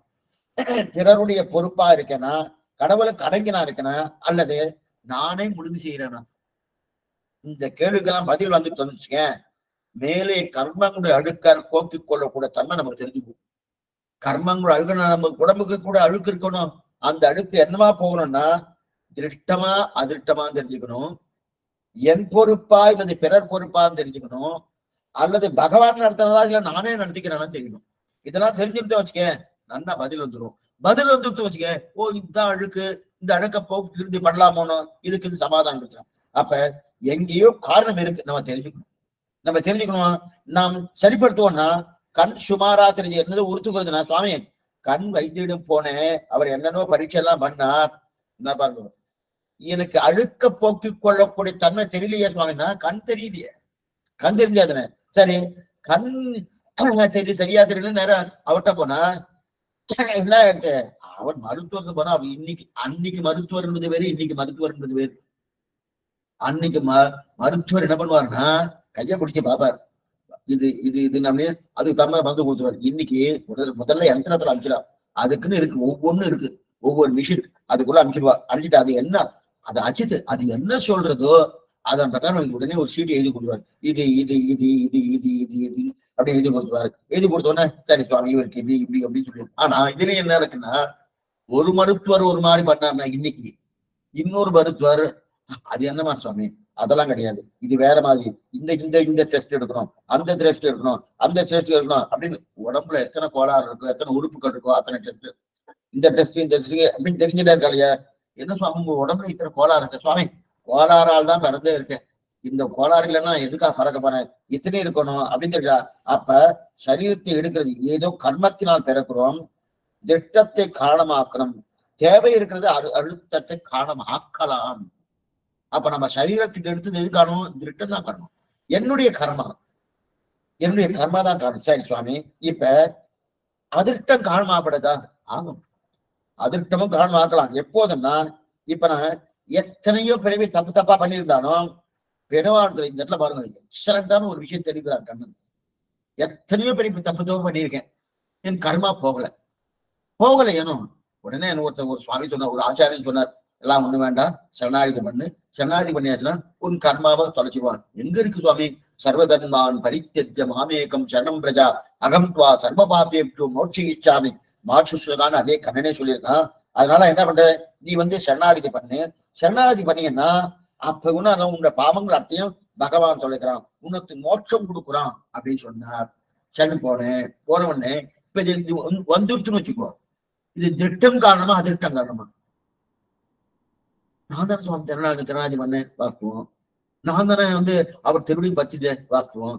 அப்ப திருஷ்டம் தானே கிடையாது. இதற்கு காரணம் என்னன்னா, இதுக்கு அதிர்ஷ்டம் காரணம்னா அதிர்ஷ்டம் தான் காரணம், திருஷ்டம் காரணம் கிடையாது. ஏன்னா என் முயற்சியால நான் மோட்சம் பெறலையே, நல்லா புரிஞ்சுக்கோ, என் முயற்சியால நான் மோட்சம் பெறலையே. என் முயற்சியால நான் மோட்சம் பெற்றிருந்தா அப்ப அது திருஷ்டம் காரணம்னு பேரு. நாம் சரணாகதி பண்ணு பகவானை பார்த்து என்னுடைய பாவத்தை என்னுடைய கர்மத்தை தொலைக்கிறார், தொலைச்சதுக்கு அப்புறம் அவரையே தன்னுடைய திருவடிகளை சேர்த்துக் கொள்கிறார். அப்படி இருக்கச்சே இதுக்கு என்ன காரணம், அதிர்ஷ்டம் காரணம். எதுக்கு சொல்ல வந்த விஷயத்த, திருஷ்டம் மட்டும் காரணம் இல்லை. ஆனா நம்ம என்ன பண்றோம், திருஷ்டமாக பிரத்யட்சமாக காரணமாக இருக்கக்கூடிய ஒன்றை அது அதிர்ஷ்டமாக மாற்றணும். நான் ஏதோ தெரியாம காலை வச்சு கீழே விழுந்ததுக்கு என் தலையெழுத்து என் கர்மா பகவான் இந்த மாதிரி பண்ணணும்னு சங்கல்பம் பண்ணிட்டார், இது அதிர்ஷ்டத்தை மாத்திரமோனோ. அதனால நான் சொல்லிட்டு இருக்கேன், அதிர்ஷ்ட காரணம் இருக்கு, ஆனா திருஷ்ட காரணம் இருக்கும் போது அதிர்ஷ்ட காரணத்தோட நேரம் நான் சேர்த்து வச்சுக்கிற பாபத்தை பார்த்தாலே முயற்சி இருந்தாதான் பாபம் தொலையும். என்னால பண்ண முடியல. இப்ப நான் எத்தனை பண்ணாலும் அந்த பாவம் போகுமானா போகலையே சுவாமி. பாவம் போகணுமோனோ, அந்த பாவம் போகுதுன்னா போகல, எத்தனை கஷ்டம். ஏன்னா என்னால போக்கிக் கொள்ளப்படுகிற நிலை என்றால் இத்தனை ஜென்மா நான் எடுத்திருக்க வேண்டாம், இத்தனை ஜென்மா எடுத்திருக்கணுமா, தேவையே இல்லையே. என்னால எப்பயே போக்கிக் கொள்ள முடியுவேன், ஆனா போக்கிக் கொள்ள முடியலன்றதுக்கு நான் சரணாகதி பண்ணேன். அப்ப இந்த கர்மாக்களுக்கு கணக்கே இல்லாம இருக்கு. நாம என்னன்னா ஒவ்வொரு கர்மா பண்ணும்போது இந்த கர்மா இது பண்ண அப்படின்னு நம்ம என்ன இந்த பேங்க்ல அக்கௌண்ட் போட்டா பாருங்க, தனியா ஒருத்தர் எழுதி வச்சுப்பான், இன்னைக்கு அதுலயே அப்படியே அந்த கம்ப்யூட்டர்லயே அப்படி இப்படி ஏறிடுறது. அந்த மாதிரி நம்ம கர்மா பண்ணும்போது ஒரு பாப காரியம் பண்ணும்போது ஒவ்வொரு நம்ம எழுதி வச்சுக்கிறோமா இல்ல, இதெல்லாம் பகவான் திருவுள்ளத்தில் இருக்கு. அதுல கணக்கே இல்லாம எத்தனை பண்ணி இருக்குமோ அத்தனை இருக்கு. அப்ப அத்தனையும் என்னால போக்கிக் கொள்ள முடியுமானா போக்கிக் கொள்ள முடியாது. இல்ல அதெல்லாம் என்ன பகவான் திருவடியை பத்தின அத்திர முன்ன என்ன ஆயிடுச்சு? சர்வபாபேபியோ அகம் துவா சர்வபாபேபியோ மோட்சயிச்சா மாற்றுச்சகா, நீயே உபாயம், நீயே எனக்கு தஞ்சம் என்று சொன்ன உடனே மொத்த பாவமும் தொலையுது. மொத்த பாவமும் தொலையுது. அப்ப மோட்சத்துக்கு போயிடும் இல்லையா? இதுக்கு திருஷ்டம் காரணமா அதிர்ஷ்டம் காரணமா? அதிர்ஷ்டம் தான் காரணம். என்ன புரியும்? இதுக்கு அதிர்ஷ்டம் எந்த இடத்துல திருஷ்டம் காரணம், எந்த இடத்துல அதிர்ஷ்டம் காரணம் தெரிஞ்சுக்கணும். அப்படின்னா இந்த இடத்துல பாருங்க, எந்த இடத்துல திருஷ்டம் காரணம் ஆகாது, எந்த இடத்துல அதிர்ஷ்டம் காரணம் ஆகாதுன்னு புரிஞ்சுக்கணும். ஏன்னா தடுக்கு விழுந்து விட்டா பகவான் காரணம் அல்ல, அப்ப அதுக்கு அதிர்ஷ்டம் காரணம் அல்ல. அப்ப என்ன ஆகுன்னா, ஆனால் நான் சரணன்னு சொல்லி பாவங்கள் எல்லாம் தொலைத்து பகவான் திருவடியை பிராபிக்கிறோம், அதற்கு அதிர்ஷ்டம் காரணம். அதற்கு அதிர்ஷ்டம். ஏன்னா அப்ப திருஷ்டத்தை காரணமாக ஆக்க முடியாது. நாம் பண்ணி வைத்திருக்கக்கூடிய இந்த பாவத்துக்கு என் முயற்சியால தொலைக்க முடியுமா? என்னால் தொலைக்க முடியாது. ஆனால் தொலையுது, பூர்த்தியா தொலைகிறதோனோ அப்படியான அவர் பண்றார், பகவான் பண்றார். சர்வபா அகம் பா சர்வபாபேபியோ, நான் உன்னை எல்லா பாவங்களிலும் விடுவிக்கிறேன் அப்படி தெரியா? அவர் தானே தொலைத்திருக்காரு. இப்படி திருஷ்டம் அதிர்ஷ்டம் ரெண்டுக்கும் வேறுபாடு தெரிஞ்சுக்கணும், நல்லா தெரியும். திருஷ்டம்னா என்ன, அதிர்ஷ்டம்னா என்ன? நான் கீழே விழுந்ததுக்கு திருஷ்டம் காரணம், அதே பகவான் என்னை மோட்சத்தை அனுப்புவதற்கு திரளாதி பண்ணபடியாலே நான் பண்ணியிருந்தாலும் அதிர்ஷ்டம் தான் காரணம். அப்ப ரெண்டுத்துக்கு வேறுபாடு தெரிஞ்சுக்கணும். அந்த சரீரம் இப்ப விஷயம் சொல்றேன், இது ரெண்டுத்துக்கு சொல்லிட்டு இதெல்லாம் கொண்டு போய் நாம உடல் தூய்மைக்கு என்ன பண்ணணும்னு மேற்கொண்டு பார்க்க போறோம். இப்ப 2-3 விஷயம் இன்னைக்கு பார்த்திருக்கோம், அது அப்படியே ஞாபகம் வச்சுருக்கோம். ஞாபகம் வச்சுன்னா நீ கூட விடுகுன்னு சொல்லி போயிட்டு கிளாஸ் வைக்கணும், அங்க வரைக்கும் மறுபடியும் தெரிவிக்கிறேன். இப்ப திருஷ்டம் அதிர்ஷ்டம் வேறுபாடு தெரிஞ்சுட்டோம். நாம எது பண்ணாலும் நம்முடைய நிலையிலிருந்து பண்ணா அதுக்கு திருஷ்டம் காரணம். மற்றதெல்லாம் பகவான் தான் நான் மோட்சத்துக்கு ஐஷம் போறான்னா அதுக்கு அதிர்ஷ்டம் காரணம் தெரிஞ்சிருக்கு. இப்ப இந்த சரீரம் எப்படிப்பட்டது? அழியக்கூடியது. ஆத்மா அழிவற்றது, அறிவோடு கூடியது. நல்லா புரிஞ்சுக்கோ, ஆத்மா அழிவற்றது, அறிவோடு கூடியது. ஆனா இப்ப சரீரம் அழிவற்றதுன்னா அப்ப சரீரத்தை விட்டுலாம் சுவாமி, வேண்டாமே. சரீரம் இருந்தாதுன்னு சுவாமி கர்மா வருது. சரீரமே வேண்டாம்னா வேணும். சரீரம் இல்லைன்னா அந்த கர்மாவை தொலைக்க முடியாது. இல்லைன்னா சுவாமி வெறும் ஆத்மா மட்டும் கர்மா தொலைக்க முடியுமா? தொலைக்க முடியாது. எனக்கு எங்க தெரியுமா வருது? நம்ம கர்ப்பத்துல இருக்க போனும், கருவரங்கத்தில் கிடந்தேன் கைதொழுதேன் கண்டேன் திருவங்கமையான் திசைன்னு ஆழ்வார் தெரிவிக்கிறார். இந்த கருவரங்கம், இந்த கர்ப்பரங்கம், இந்த கர்ப்பரங்கத்தில் இருக்கச்சியே நம்ம பிரார்த்திக்கிறோமா பகவானை பார்த்து? அங்க பூர்ணமான பகவத் அனுபவம் இருக்கும். பகவத் அனுபவம் இருக்கச்சதே அந்த பகவத் அனுபவத்திலே பகவான் என்னை இங்க வெளியில விடாது, என்னை வெளியில விடாது, இங்கிருந்தே நான் ஐஷன் போயிடு, நேரா உன்னுடைய திருவடியை நான் சேவிச்சுக்கிறேன், இங்கேயே எனக்கு சீவைகளுக்கு கொடுத்துரு, இனிமே இங்க வெளியில விடாத, வெளியில விட்டா இது இருதர்மா ஞானம் நம்ம பிரார்த்திக்கிறோம். பிரார்த்திக்க செய்தே பகவான் அங்க பண்றது இல்லை. ஏன் சுவாமி பண்றதுன்னா கர்மா இருக்க. ததா வித்வான் புண்ணிய பாபே விதூய நிரஞ்சன பரமம் சுவாமிய உபைத்தி. அந்த புண்ணிய பாபெல்லாம் தொலைக்கணுமானோ? புண்ணிய பாபன் நில் பேலன்ஸ் இருந்தா தான் மேல போக முடியும். ஏதோ ஒரு துளி இருந்தாலும் போக முடியாது. நல்லா புரிஞ்சுக்கோ. அதனாலதான் இங்கிருந்து கிளம்பி போனதுக்கு அப்புறம் கூட இந்த ஆத்மா இந்த சூஷ்ம விரஜானதியில குளிக்கிறது, தீர்த்தமானது. ஏன்னா அங்க இருக்கக்கூடிய ஒரு துளி கர்மா ஒட்டின்னு இருக்கும், அதுவும் தொலைகிறது. அதனாலதான் அங்க பண்றோம், இருக்கட்டும். அப்படி இருக்க செய்த இதெல்லாம் அர்ச்சராஜில பார்க்க போறோம். அர்ச்சராஜன் ஒரு கிரந்தம் வருவது அதை பார்க்க போறோம். இப்ப நமக்கு அந்த கர்மா பூர்த்தியா தொலையணுமோ? தொலைஞ்சாத்தான் போகும். ஆனா அதுக்குதான் நம்ம சரீரம் வேணும். சரீரம் இல்லைன்னா கர்மா போகாது. அதனால பகவான் என்ன பண்ணா, சரீரத்தை கொடுத்து இங்க பிறந்து கர்மா தொலைக்கணும் பிறக்கிறார். அந்த பிறக்கும் போதுதான் ஞானம், அபாரமான ஞானம் இருக்கும் நமக்கு உள்ளுக்குள்ள, அபாரமான பகவத் ஞானம் பூர்த்தியமா இருக்கும். அப்ப ஏன் சுவாமி பிறந்த உடனே நமக்கு அந்த ஞானம் இல்லை? பிறந்த உடனே ஒவ்வொன்றும் அழறோம், அழுதுட்டு என்னன்னா இந்த இந்த இருள் தருமா ஞானம் என்ற கூடிய இந்த சம்சாரத்திலே விழுந்த உடனே அத்தனையும் மூடிடுறது. என்ன மூடிடுறது? நமக்கு அந்த பகவத் தியானம், பகவானுடைய நிலை எல்லாம் போயிட்டு இந்த லோகத்து அனுபவம் பூர்த்தியா வந்துடுது, சம்சார அனுபவம் வந்துடுது. அப்ப அந்த ஞானம்னா அப்படி முழுகி போடுறது. அந்த ஞானத்தை முழுகி போகாம ஆழ்வார் பண்ணார். அதுக்குதான் அவருக்கு ஷடகோபர்னு பேரு. ஆழ்வாருக்கு எதுக்கு ஷடகோபர்னு பேரு தெரியுமா? அங்க வரது ஷடம்ங்கிற ஒரு காத்து அடிக்கும். அந்த காத்து அடித்து என்ன பண்ணுனா உன்னுடைய ஞானத்தெல்லாம் மங்க பண்ணிடும். எதுவுமே இல்லாம ஏதோ ஒரு சாமானியவனை போல வெளில கொடுத்து போடுவோம். அந்த ஷடம்ங்கிற காத்து வந்து அடிக்கும் போது அதை கோபித்து கொண்டார் நம்மாழ்வார். அதனால அவருக்கு ஷடம், அதனாலதான் விட்ட ஞானம். நமக்கு அதே மாதிரி உண்டு. ஆனா நாம எப்படி இருக்கோம், ஷடம் என்று காட்டு அடிக்கிறது, காத்தை வாங்கிட்டு நன்னா அஜானத்துல வழிந்து நன்னா இருக்கட்டும் இப்படி இருக்க செய்து. அதனால அங்கேயே பிரார்த்திக்கிறான். கர்ப்பத்திலே நம்ம பிரார்த்திக்கிறோம், பிரார்த்தித்தாலும் நம்ம கிடைக்கல. ஏன்? கர்மா போகணுன்றதுக்காக. இப்ப சரீரத்தை கொடுத்தது எதுனால? நல்லா மதிக்கணும். ஆனா சரீரம் ஆத்யங்கனு தர்ம சாதனம். சரீரத்தை மதிக்கலன்னா கர்மயோகமோ ஞான யோகமோ பக்தி யோகமோ சரணாகதியோ இதெல்லாம் பண்ண முடியாது. அதெல்லாம் பண்ண முடியாது. அப்ப சரீரத்தை மதித்தான். ஆனா எப்படி மதிக்கணும் என்ன பாருங்க. ஜீவாத்மாதான் ஷரீரி. ஜாகிரதையா கேள்வி. ஜீவாத்மாதான் ஷரீரி, சரீரம் தான் உடல்.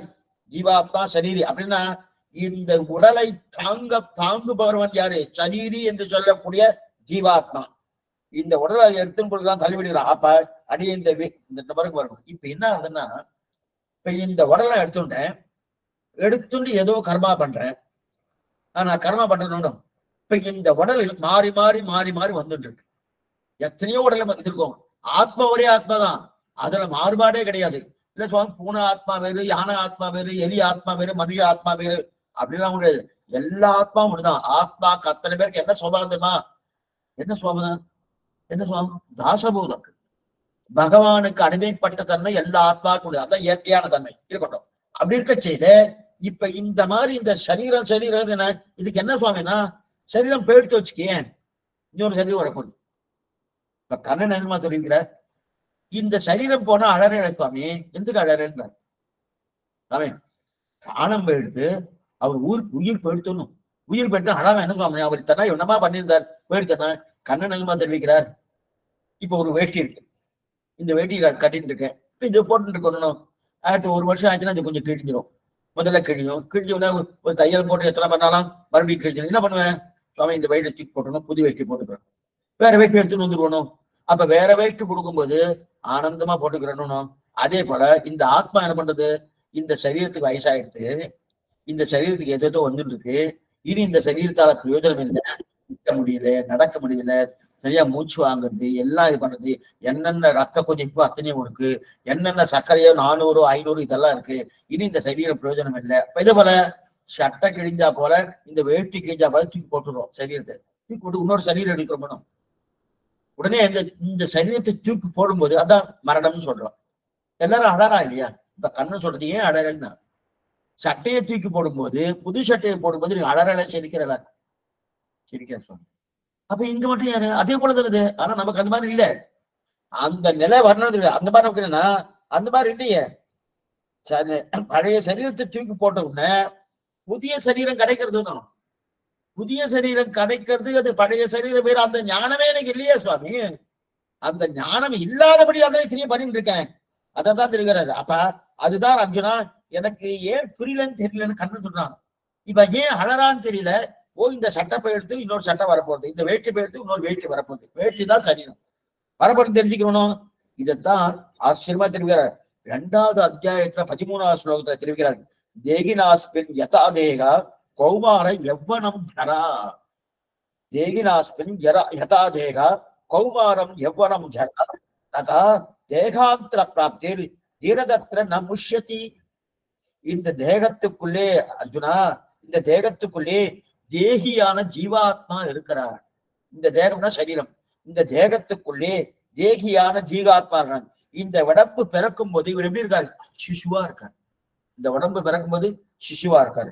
அது சிசுவா இருந்து சில நாட்கள் சில வருஷங்கள் கழிச்சு சின்ன குழந்தையா உடம்பு வந்துடுறது. வேணும் சில வருஷங்கள் கழிச்சு அது வளர்ந்து பாலகிருஷ்ணன் பாலன் என்கிற உடம்பு வந்துடுறது. இன்னும் நன்னா வளர்ந்து குமாரன் என்கிற உடம்பு வந்துடுறது. இன்னும் நன்னா வளர்ந்து எவ்வனம் என்று சொல்லக்கூடிய இளமை பருவம் வந்துடுது. இன்னும் நன்னா வளர்ந்து வயதான உடம்பு வந்தது. இன்னும் நன்னா வளர்ந்து என்ன ஆயிடுச்சு சுவாமி, இனி இந்த சரீரம் பிரயோஜனம் இல்லை, தூக்கி போட வேண்டியதான். அப்படின்னு தூக்கி போட்டோம்னா புதுசாக ரொம்ப அழகான ஓடி ஆடக்கூட புதிய சரீரம் கிடைக்கிறது. இன்னும் சுவாமி இன்னொரு சரீராடைய மனுஷ சரீரம்னு சொல்லல, ஏதோ ஒரு சரீரம், பாம்போ பள்ளியோ பூரானோ இல்ல மிருகமோ ஏதோ ஒரு கிடைக்க போறது, இல்ல மரம் கூட இருக்கலாம், மரம் கூட சரீரம் தான் அப்படி இருக்கு இல்லையா, அது கிடைக்க போறதுன்னு அப்புறம் கிடைக்க போறதுச்சு. ஆனா இப்ப நான் என்ன ரொம்ப நாட்களா புரியத்துக்கா சொல்றேன், நிறைய பேர் சிலதான் கைத்தடி வச்சுட்டு இருப்பா வயசானவா, சில பேர் கண்ணாடி வச்சுருப்பா, கண்ணாடி ரொம்ப நல்லா இருக்கு, அவ கட்டு போட்டு அதுக்கு கயிற்றெல்லாம் சுத்தி, இந்த காலத்துல இருந்து இப்பெல்லாம் அதெல்லாம் உண்மை கிடையாது. அந்த காலத்துல சில பேர் என்ன பண்ணுவான்னா இந்த பக்கம் ஒண்ணு இந்த இந்த இந்த காம்பே இருக்காது, இங்க கயிற்றை போட்டு இங்க சுத்தி வச்சுட்டு இருப்பா. வறுமையால இருக்கலாம், இல்லாத அதுக்கு நேரம் இல்லாம இருக்கலாம், இது சொல்ல வந்தேன். அந்த மாதிரி இது மாதிரி ஆயிடுச்சு, உடனே தூக்கி போட்டு புதுசா போட்டுக்கிறான்னு, புதுசா போட்டுட்டாலே நமக்கு அது போட்டுக்கிறதே ஒரு தெம்போடு வரும். புது சக்கா தீபாவளிக்கெல்லாம் பண்றோம் இல்லையா, புது சக்கா பண்றோம் குழந்தைகள்லாம் ஆனந்தமா தெம்பா போட்டுக்கிறானோ, அதே போல இந்த ஜீவனுக்கு இந்த சரீரத்துக்கு வயசாயிடுத்து போயிடுத்து போயிடுத்து இன்னொரு புதுசா ஒரு சரீரம் இருக்குன்னா அந்த சரீரத்துக்கு கழுத்து வலியோ அதே போல பிரஷரோ அதே போல சுகரோ அதெல்லாம் ஒண்ணுமே இல்லையே, மேற்கொண்டு வரப்போறது அப்படி இருக்கச்சு அப்படின்னு இருக்கணும். இப்ப இது மிகவும் இந்த மாதிரி இருக்கச்சுது, இவன் புத்துணர்ச்சியோடு வரானும்னா, ஆனா அடராலே அர்ஜுனா அப்படின்னு யாரும் தெரிவிக்கிறாளே இதுக்குன்னு, இப்ப இருக்கிறத தூக்கி போடணும், இதை தூக்கி போட்டு அந்த புது கொண்ட சரித்தை எடுத்தா என்னமா அர்த்தம், அழறா கண்ணன் கேட்கிறான். ஏன் அழறான்னா அதான் தெரியல, ஏன்னா அதைத்தான் மரணம்னு சொல்றோம், மரணம்னு சொல்றோம். கண்ணன் சொல்றா சுவாமி, யாரா போயிட்டா கண்ணனை அழுவானு, தன் தர்ம பத்தினி யாரா போயிட்டு அழுவான்றலன்னா நமக்கே அழறு வருது. ஏன் அழறம்னா ஆத்மா அப்படியேதான் இருக்கு, அதைத்தான் தெரிவிக்கிறான் கண்ணன். ஆத்மா போகல, அவன் எடுத்துக்கொண்ட சரீரம் தான் போறது, அந்த சரீரத்துக்கு தான் அந்த பேரை தவிர ஆத்மா கிடையாது. துரோணர்னு பேரு சரீரத்துக்கு, பீஷ்மர்னு பேரு சரீரத்துக்கு, பீஷ்மருடைய ஆத்மாவுக்கு பீஷ்மர்னு பேரு கிடையாது. என்ன புரியுது அப்படி இருக்கச்சது, அதனால தெரிவிக்கிற ஆஹா இதை ஏன்னா ஏன் சுவாமி இந்த மாதிரி பேசலாமா முதல்லன்னா கொஞ்சம் மெதுமான கொஞ்சம் யோசனை பண்ணி பார்த்தா என்ன புரியும். என்ன புரியும்னா கர்மத்தை தொலைக்கிறதுக்காக வந்திருக்கோம், அதை தொலைக்கிறத விட்டுட்டு நாம என்ன பண்ணோம், இந்த சரீரத்தை நன்னா பார்த்துட்டு இந்த சரீரம் போயிடுத்து கர்மத்தை தொலைச்சுட்டா சரீரமே இல்லையே, சரீரமே இல்லையே, அந்த சரீரமே இல்லாம தானே நமக்கு வேணும்.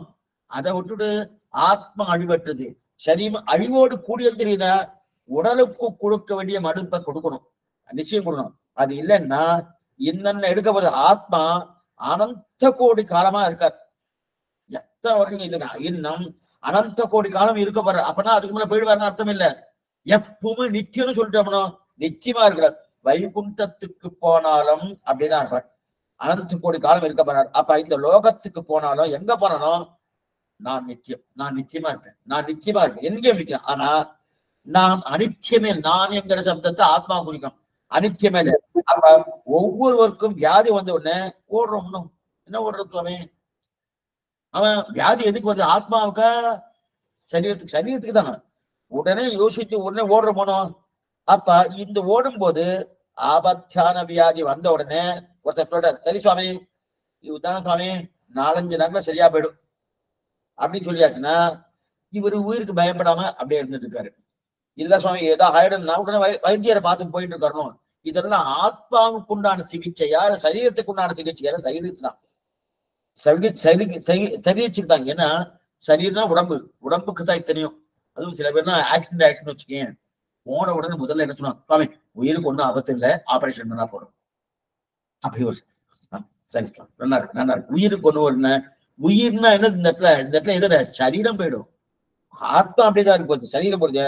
ஏன்னா வியாதி வந்தாலும் உயிர் போய் எல்லாருக்கும் 65 ஒண்ணு ஒரு பயம் வந்துடும். 65 வந்துட்டு சுவாமி என்ன போறது ஏதா போறது, இங்க போகணுமே அங்க போகணுமே, எந்த நேரத்துக்கு எங்க போகணுமோ எந்த நேரத்துக்கு எது ஆகணுமோ. சில பேர் ராத்திரி போறதுக்கு பயப்படுவா, அப்பா நீ எங்கெல்லாம் போகாதம்மா பிள்ளையா தனியா போகாது, இது போக பயப்படு. பயம்னா என்னது, சரீரம் தான் போறதுக்கு, ஆத்மா போகாது. சரி சுவாமி நீங்க 20 தடவை பேசுற உங்களுக்கு பயம் இல்லையா, நிச்சயமா இருக்கு, நிச்சயமா இருக்கு.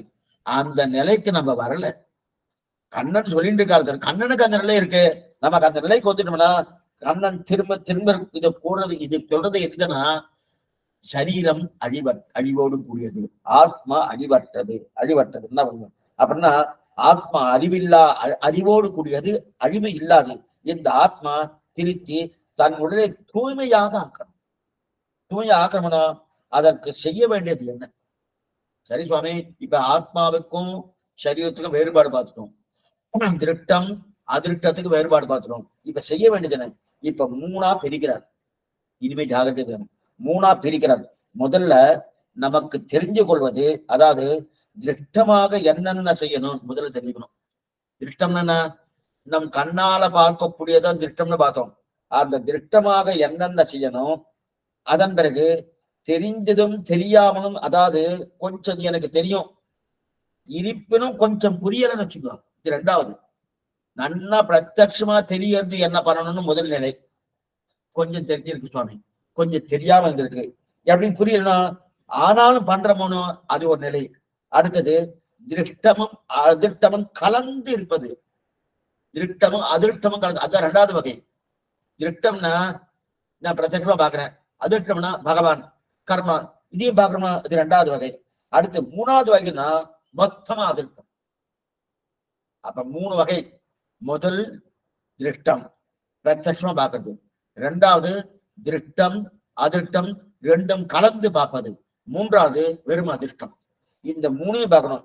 இந்த 3ஐயும் பார்த்தோம்னா, ஆனா இந்த 3 மெதுவா 3ஐயும் பார்த்தா என்ன கிடைக்குன்னா, இந்த 3ஐயும் பார்த்ததுக்கு அப்புறம் நமக்கு இந்த சரீரத்துடைய இந்த அழுக்கு எப்படி போகுது, ஏன்னா எப்படி போறது, அதாவது நானாக பண்ணுவது ஒண்ணு, திருஷ்டமும் அதிருஷ்டமும் சேர்த்து பண்ணுவது ஒண்ணு, அதிருஷ்டமே பண்ணுவது ஒண்ணு. இதுதான் 3 நிலை.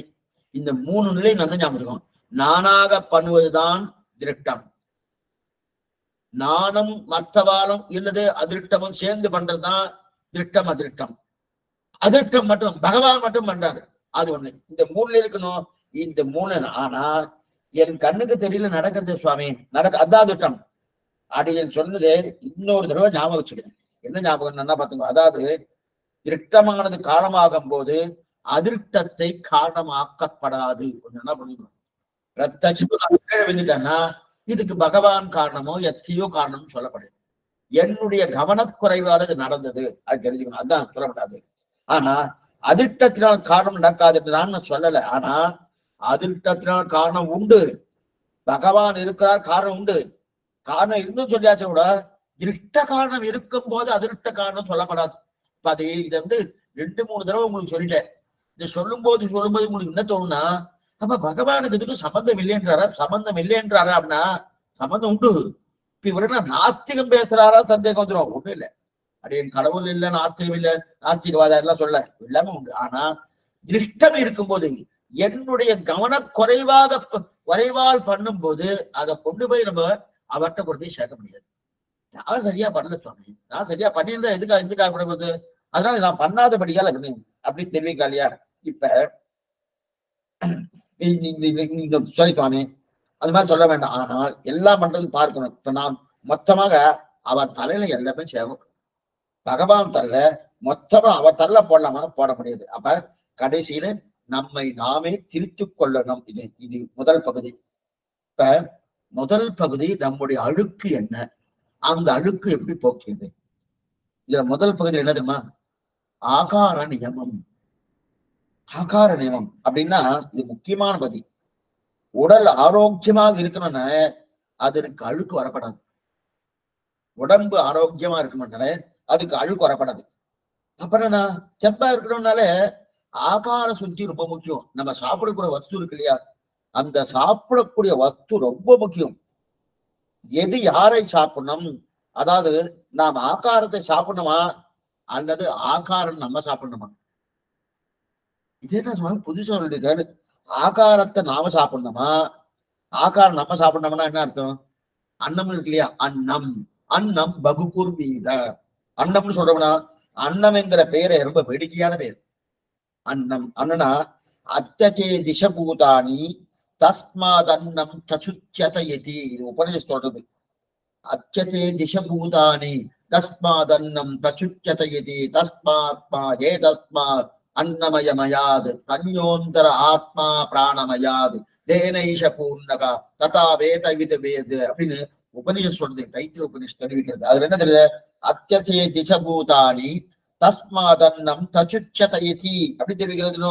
அன்னம் என்று ஆதற்கு எதுக்கு பேருனா அத்தியசே அத்திச்ச, அத்தியசே அத்திச்ச அப்படின்னா அன்னம் என்று இருக்கு இல்லையா, உண்ணும் உண்ணப்படும்,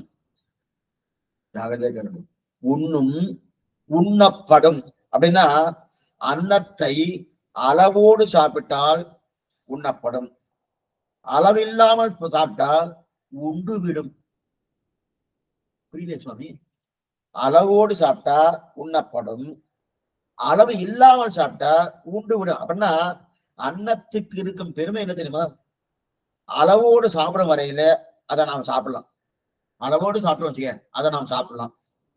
அளவு இல்லாம நம்ம சாப்பிட்டோம் வச்சுக்க அது நம்ம சாப்பிடுவோம். அண்ணன் நம்மள சாப்பிடுமா? ஆமா, நாம அளவோடு சாப்பிட்டோம்னா நாம் அன்னத்தை புஜிக்கிறோம், சாப்பிடுகிறோம். அளவு இல்லாம வாயில போட்டுட்டே இருக்க. எத்தனை வேலை சுவாமி? 7 வேலை 8 வேலை சுவாமி. அதுவும் இன்னைக்கு டாக்டர்ஸ் எல்லாம் 2 மணி நேரத்துக்கு ஒரு தடவை சாப்பிட்டு இருப்போம். அப்படின்னா இந்த சாஸ்திரத்துக்கு இன்னைக்கு சொல்ற டாக்டருக்கு நிறைய வித்தியாசம் இருக்கு போட்டிருக்கேன். அவ சொல்ற விஷயம் வேறு, இந்த சாஸ்திரம் சொல்ற விஷயம் வேறு. சாஸ்திரம் சொல்ற விஷயம் இருக்க அவ ஒத்துட்டுதான் அவ, ஆனா அவ வேறு விதத்துல சொல்றா.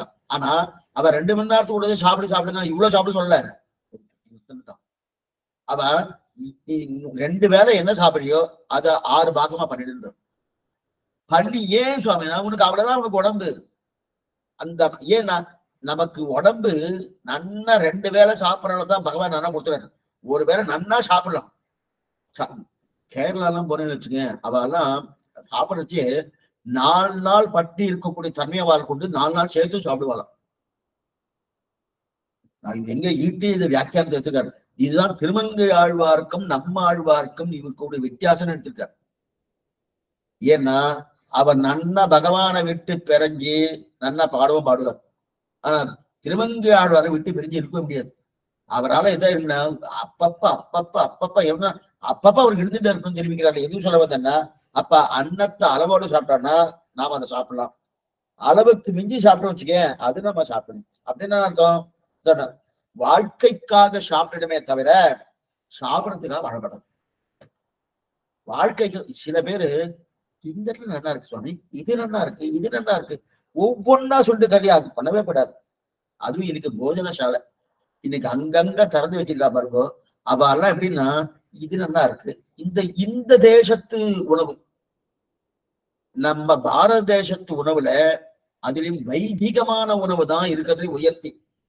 அதை விட்டுட்டு இன்னைக்கு வெளி தேசத்திலிருந்து வந்து என்னென்னோ புதுசு புதுசா கரிகாவே சில கரிகால்லாம் நம்ம தேசத்துல கிடையாது, வெளி தேசத்திலிருந்து வந்தது. இதுக்கு முன்னாடி நம்ம தேசத்துல கிடையாது. அதெல்லாம் சாத்விகமான ஆகாரங்கள் கிடையாது. ஆகார நியமம் ரொம்ப முக்கியம். நாம நேற்றுக்கு பார்த்தோம்னோ நாம என்ன சாப்பிடுறோமோ அதுக்கு தகுந்த மாதிரி ஞானம் இருக்கும். நேற்றுக்கு அதுக்கு விளக்கு திருட்டாங்க பார்த்தோம்னோ, விளக்கு எது கருப்பான இருட்டை சாப்பிட்டு விளக்கு எத்தனை இருட்டு போயிடுறதுன்னா அந்த இருட்டு விளக்கு சாப்பிட்டு திருப்பி என்ன பண்றது? கருப்பான புகையை தானே விடுறது.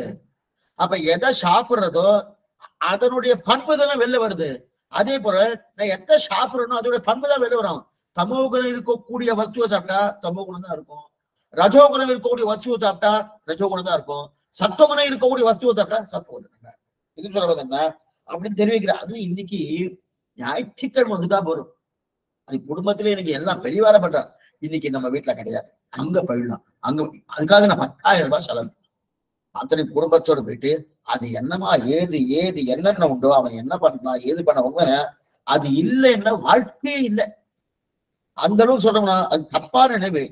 ஆகார சுத்தி அன்னத்தின் நியமம் ரொம்ப முக்கியம்.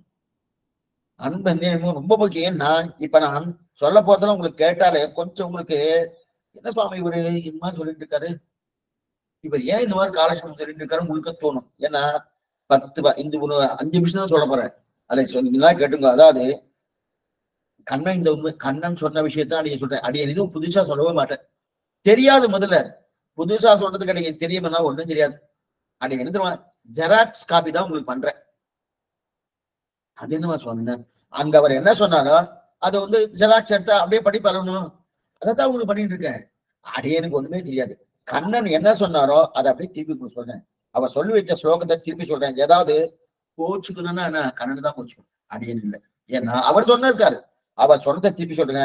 ஏன்னா நமக்கு இதெல்லாம் பிடிக்கலையே சுவாமி, இந்த மாதிரி உண்டா சுவாமி, இந்த மாதிரி இருக்கா சுவாமி. என்ன சுவாமி உடல் தூய்மைனா இதை பண்ணாதான் உடல் தூய்மை கிடைக்கும், இல்லைன்னா உடல் தூய்மை கிடைக்காது. உடல் தூய்மை கிடைக்கலன்னா என்னன்னா மோட்சம் கிடைக்கிற சந்தேகம். மறுபடியும் மாறி மாறி பல பிறப்பு. அதுதான் ஆகிட்டு இல்லையா. எப்ப கண்ணன் சொன்னாரோ அப்ப அது தூய்மைக்கு தான் சொல்லிருக்கோம். நமக்கு சிரமம் இருக்கு அது வேற. ஆனா ஒரு 200-300 வருஷத்துக்கு முன்னாடி இப்படிதான் இருந்திருக்கா. இன்னைக்கு வெளிநாட்டு மோகம் வந்தபடியால எல்லாம் மாறிடுச்சு, எல்லாமே மாறி போயிடுச்சு. இது அந்த காலத்துல பிறந்த நாள் கொண்டாடணும்னாலே வேற மாதிரி கொண்டாடுவா. இன்னைக்கு பிறந்த நாள்னா எரியிற விளக்க அணைக்கிறார், அணைச்சாதான் பிறந்த நாள்ன்ற. இன்னைக்கு அப்படித்தானே வச்சுட்டு இருக்கோம். விளக்கு எரிய வச்சுட்டு அதை அணைக்கிறான். அந்த மாதிரிலாம் கிடையாது. எதுக்கு அடியன் அது தவறா சரியா அந்த நிலைக்கு அடையும். இப்ப நீங்க பண்ணலையா சுவாமின்னு கேட்காதீங்க. அதேதான் எல்லா இடத்தும் இது உண்டு. நான் அடி சொல்லிட்டு இருக்கேன்னா நான் எதையும் ஒழுங்கா இருந்துட்டு இருக்கேன், நீங்க சரியா இல்ல. முதல்ல நான் சரியில்லை, முதல்ல அது தெரிஞ்சுக்கணும். அடியன் சரியில்லை. இப்ப சொல்றது முக்கியமா அடியனுக்கு தான். இது சொல்ல வந்தேன்னா அந்த மாதிரி ஸ்லோகம் ரொம்ப நாளா சொல்றா பாருங்க.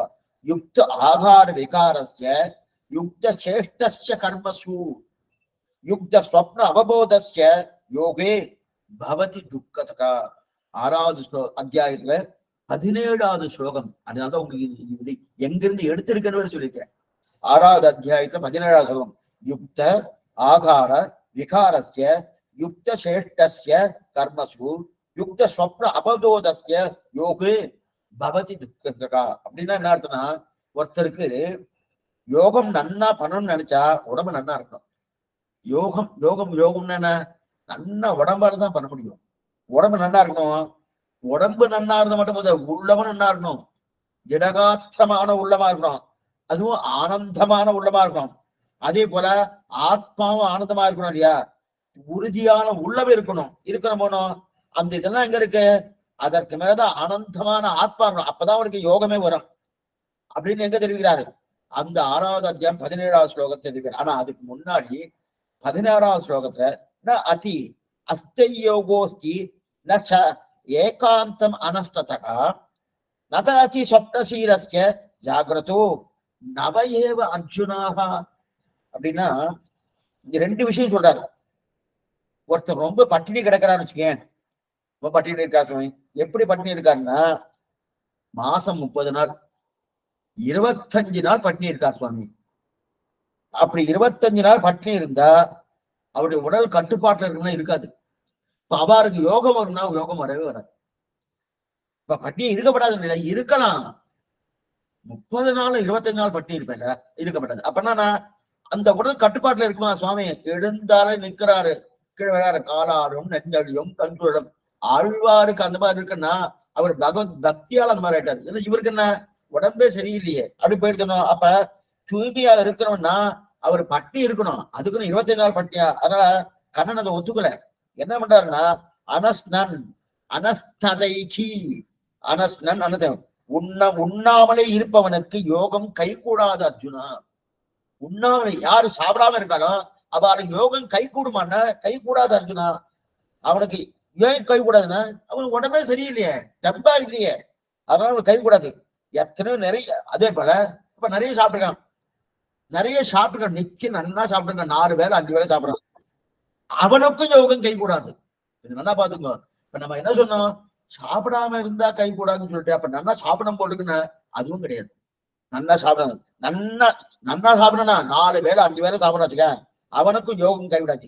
எத்தனை வேளை நிறைய சாப்பிட்றவனுக்கு யோகம் கை வராது. சாப்பிடாம பட்னியா இருந்தாலும் யோகம் கை வராது. நல்லா புரிஞ்சுக்கோ. அப்ப பட்னியாவே இருக்கக்கூடாது, நிறையவும் சாப்பிடக்கூடாது. அப்ப அதுக்கு ஒரு அளவு இருக்கணும். அந்த அளவு இது ஒண்ணு முதல் நிலை. அடுத்து சொல்றார் ஒருத்தர் எக்ஸலண்டா இருக்கு. ஒரு நாளைக்கு 10 மணி நேரம் ஒருத்தர் வந்து தூங்குறாச்சுக்க, அவருக்கு யோகம் வராதுன்ட்டார். ஆமா சுவாமி, ராத்திரி 8 மணி படுக்கிறார். அடி 8 மணின்னு சொன்னேன் இல்ல, இப்படி வச்சுக்கோங்க.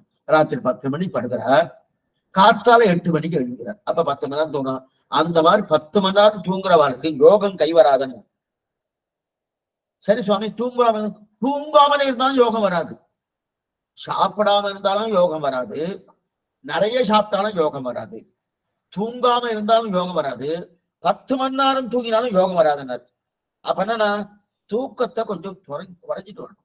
குறைச்சிட்டு அப்ப என்னன்னா அவருக்கு யோகம் வராதுன்னா இந்த இடத்துல பாருங்க, ஒவ்வொன்றும் அவர் ஞாபகம் அவர் அந்த தூக்கத்திலேயே போயிட்டு இருப்பார். உணவு கட்டுப்பாடு நன்னா இருக்கணும், தூக்கமும் நன்னா இருக்கணும். உணவு கட்டுப்பாடுன்னா என்ன? எந்த அளவோ அந்த அளவு மேல சொல்ல போறேன், அந்த அளவு தான் சாப்பிடணும். என்ன தூக்கமோ அந்த தூக்கம் தான் இருக்கணும். அப்படி ரெண்டுமே இருக்கும். இந்த ரெண்டுமே இருந்ததான் முதல்ல உடல் தூய்மையா இருக்கும். உடல் தூய்மைக்கு பிரதானம் என்ன? அன்னம், அதாவது ஆகாரம். அடுத்தது தூக்கம். இது ரெண்டு ரொம்ப முக்கியம். அப்ப அளவோடு உண்ண வேண்டும், அளவோடு தூங்க வேண்டும். இந்த ரெண்டுமே முக்கியம். அப்பனா அளவுக்கு அதிகமாக உண்பவனுக்கு ஒரு நாளும் யோகம் கைகாடாது. ஒருவேளை சரி சுவாமி, இன்னொரு சாஸ்திரமே சொல்றது, ஒருவேளை சாப்பிட்டேன்னு வச்சுக்கேன், ஒரே நாள் ஒரு நாள் ஒரு வேளை தான் சாப்பிட்றான், ஒரே ஒரு சாப்பிட்டா அவருக்கு யோகின்னு பேரு. 2வது வேலை சாப்பிட்டா அவருக்கு போகின்னு பேரு. அந்த நாள்லயே 3வது வேலை சாப்பிட்டா அவனுக்கு ரோகின்னு பேரு. சாமி என்ன பேசுறாரு நீங்க? ஒரு வேளை சாப்பிட்டா யோகின்னு சொன்னேன், சரி ஒத்துக்கிறேன். 2வது வேலை சாப்பிட்டா போகியா? சுவாமி நாங்க 4-5 வேலை சாப்பிட்டு இருக்கோம், 3வது வேலைக்கு ரோகின்னு வந்துருச்சு. அப்ப என்ன, அவருக்கு உடம்பு உபாதை வந்துடுறதுதான். 3 வேளை சாப்பிட்ட சாஸ்திரம் சொல்றது, 3 ஆகார நிமித்தம் 3 வேளை சாப்பிட்டாலே ரோகி, 2 வேளை சாப்பிட்டாலே போகியம். அனுபவிக்கிறார் சுவாமி, நன்னா சாப்பாட்டுல அனுபவிச்சுட்டு இருக்காரு. அப்படியா? ஒரு 10 வேளை சாப்பிடறாரு, 2 வேளை சாப்பிடுறாரு. 2 வேளை சாப்பிட்டதுக்கு அனுபவிக்கிறான்னு சொல்றீங்களே, சாஸ்திரம் அப்படி சொல்றது. அப்ப 3வது வேளை அனுபவிக்கல சமயம், ரோகத்துல இருக்கார், வியாதியில இருக்கார். 3 வேளை சாப்பிட்டா வியாதிங்கிறப்ப 4வது வேலை பத்தி சாஸ்திரம் சொல்லல. சாஸ்திரம் அது சாஸ்திரத்துக்கு ரொம்ப நம்பிக்கை. இவன் 3 வேலைக்கு மேல இவன் சாப்பிட மாட்டான் அப்படின்னு நினைச்சிட்டு இருக்கு. நம்மளை பத்தி அவருக்கு சாஸ்திரத்துக்கு தெரியல. சாஸ்திரம் நம்ம 5-6 வேலை கூட சாப்பிடுறோம், தெரியுது. அப்ப அப்படின்னா என்ன சொல்றது? முதல் வேலை 2ஆம் வேலை. அப்ப நமக்கெல்லாம் என்ன சொல்லணும்? ரோகிணி சொல்லிட்டாரு, 3 வேலை சாப்பிட்டாரு. இப்ப நம்ம என்ன சொல்லணும்னா, தெரியல சுவாமி, புதுசா ஏதாவது அட்டவணையை தான் பார்க்கணும், எதுவும் சொல்ல வேண்டாம்னா.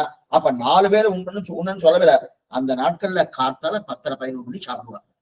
காத்தாலாம் ஒண்ணும் கிடையாது, 10:30-11 மணிக்கு சாப்பிடுவா. அதுக்கப்புறம் சாயங்காலம் 7:30 மணிக்கு சாப்பிடுவா. நடுவுல எல்லாம் என்ன சொல்லுவாங்க, நடுவுல பானை இது அது அது என்னென்ன உண்டு, அதெல்லாம் ஒண்ணும் கிடையாது, எதுவுமே கிடையாது. எதுவுமே இல்லாம இந்த மாதிரிதான் வாழ்க்கை இருந்தது. ஏன்னா இதுதான் பகவான் கண்ணன் இதைதான் சொல்கிறார். ஆனா இன்னைக்கு என்ன ஆயிடுதுன்னா அப்படிலாம் எல்லாம் சுவாமி, மத்தியில பானம் வேணும், மத்தியில எதோ அதுக்குன்னு டீ டைம் என்னென்ன பேரெல்லாம் இருக்கு நிறைய. இதெல்லாம் வெளியூர்ல இருந்து வந்துருக்கு, நம்ம ஊர்ல இதெல்லாம் கிடையாது. அந்த காலத்துல இப்படிதான் இருந்தது. அதெல்லாம் இருந்த கலையிற அதெல்லாம் அந்த பானை. அதுவும் இன்னொரு பானம் இருக்கு, இந்த பாலை வர்ணத்தை மாத்தி கொடுக்குறா பாருங்க, அது கடிச்சு. அது இல்லைன்னா அதுதான் லோகமே போயிடுச்சு. அது வரலையா எத்தனை கோபமோ அத்தனை கோபம் அப்படின்னு கிடைக்கிறா இல்லையா? அதைத்தான் முடியும். ஆனா பால் சாப்பிடலாம், மோர் சாப்பிடலாம், மற்றபடி சில இதெல்லாம் சாப்பிடலாம். ஆனா இதெல்லாம் தேவையே எதுக்குன்னா, ஒருத்தர் உடம்பு ஒருத்தர் என்ன பண்ண ரொம்ப வெயிட்டா இருக்க, அதிகமான பலு, அந்த பலுவா இருக்கணும். சுவாமி பலுவா இருக்காருன்னு என்ன பண்ணலாம்னு நேரம் மருத்துவர்கிட்ட போனார். அந்த மருத்துவர்னா அந்த காலத்து மருத்துவர். அந்த மருத்துவர்கிட்ட போனார். அவர் மருத்துவர்கிட்ட போன அவர் என்ன சொன்னாருன்னா, நீரு என்ன பண்ணுவோம், ராத்திரி சாப்பிடாத, ராத்திரி என்ன பண்றேன்னா பழங்கள் சாப்பிடு, அது மாதிரி பாலை சாப்பிடு போறோம் அப்படின்னாரு. கேட்டுட்டு சரி சுவாமி பழம் பாலை சாப்பிடுறேன், சாப்பிட்டதுக்கு அப்புறம் சாப்பிடணுமா சாப்பிடுறதுக்கு முன்னாடி சாப்பிடணுமா? இப்பதான் இவர் தெரிஞ்சுட்டாரு, ஓ இவர் பலுவை குறைக்க போறது இல்லைன்னு தெரிஞ்சது. அந்த மாதிரி இருக்கு. இது சொல்லுவேன்னா இவர் குறைக்க போறதே கிடையாது. இவருக்கு யோகம் வருமானா வரவே வராது, யோகம் வராது. இருக்கிற யோகத்தையே கெடுத்துக் கொள்ளக்கூடிய ஒரு தன்மையில இருந்திருக்காரு இல்லையா? எதுவும் சொல்லணும்னா, ஆகா உணவு அந்த கூடாது, உணவு எப்படி இருக்கணும், நம்மளுடைய கண்ட்ரோல் இருக்கணும். அதான் அதுக்குன்னு பட்னியா இருக்கணும்னு சொல்லாடிய, பட்னியே கூடாது. அப்ப எப்படி சாப்பிடணுமோ அப்படிதான் சொல்லணும். இந்த அர்ஜுனன் கேட்கிறான்னு கண்ணன் பத்தி சொல்றாரோ, இப்பதே சொல்லிட்டு இப்ப இந்த விஷயத்துக்கு திருப்பி போகணும். இப்ப தூக்க பழக்கம் ரொம்ப முக்கியம். 10 மணி நேரம் 12 மணி நேரம் தூங்கிட்டே இருந்தா என்ன சுவாமி, நம்ம என்ன நினைக்கிறோம், நல்லா ஓய்வு எடுத்துன்னா ரொம்ப நல்லதுன்னு நினைக்கிறோம். ரொம்ப தவறு. நம்ம சரீரமைக்க உழைச்சிட்டே இருக்கணும். இதுக்கு உழைப்பு கொடுத்தா தான் அப்படியே இருந்துட்டு இருக்கோம். உழைப்பே இல்லைன்னு வச்சுக்கேன், உழைப்பு என்னைக்குமே எந்த ஒரு பொருளும் அசைவுல இருந்துட்டே இருக்கும். ஒண்ணு வேண்டாம், நீங்க ஒரு 10 நாள் அப்படியே படுத்துட்டே இருந்தா வச்சுக்க, ஏதோ ஆக்சிடென்ட் ஆகி படுத்துட்டே இருங்க, கால் நடக்கவே வராது.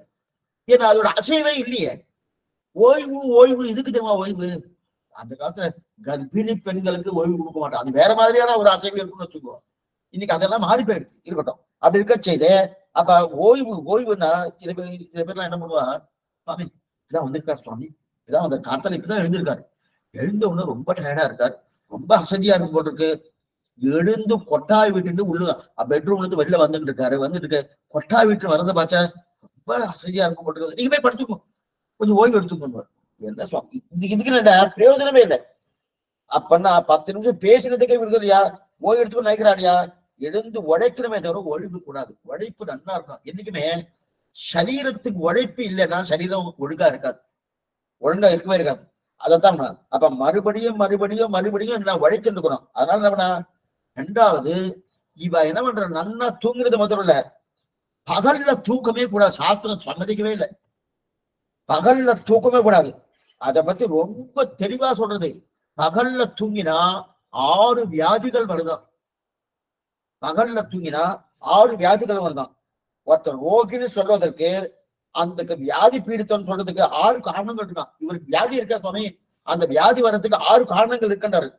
அதை பத்தி தர்மசாஸ்திரம் உபரணா சொல்றது ரொம்ப ஆச்சரியமா தெரிவிக்கிறாரு. அத்தியம்பு பானம், அத்தியம்பு பானம், நிறைய தண்ணீரை குடித்து கொண்டே இருக்கிறான் இல்லையா, அப்படி இருக்கணும் கூட கண்டிப்பா வியாதி வந்துருக்கும்.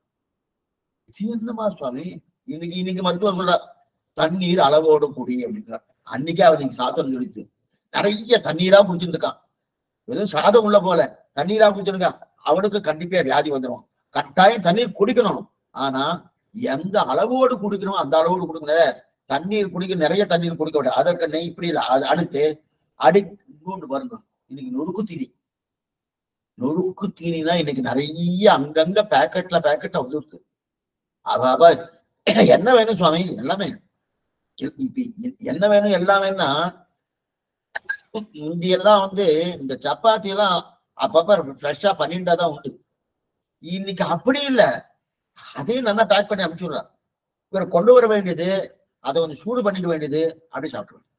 அந்த அளவுக்கு வந்துட்டோம். அதுக்கு இந்த மாதிரி நொறுக்கு தீனி இருக்கு இல்லையா, நொறுக்கு தீனி இதுதான் பேரு. அப்பனா நொறுக்கு தீனி சாப்பிட்டாலே போச்சு.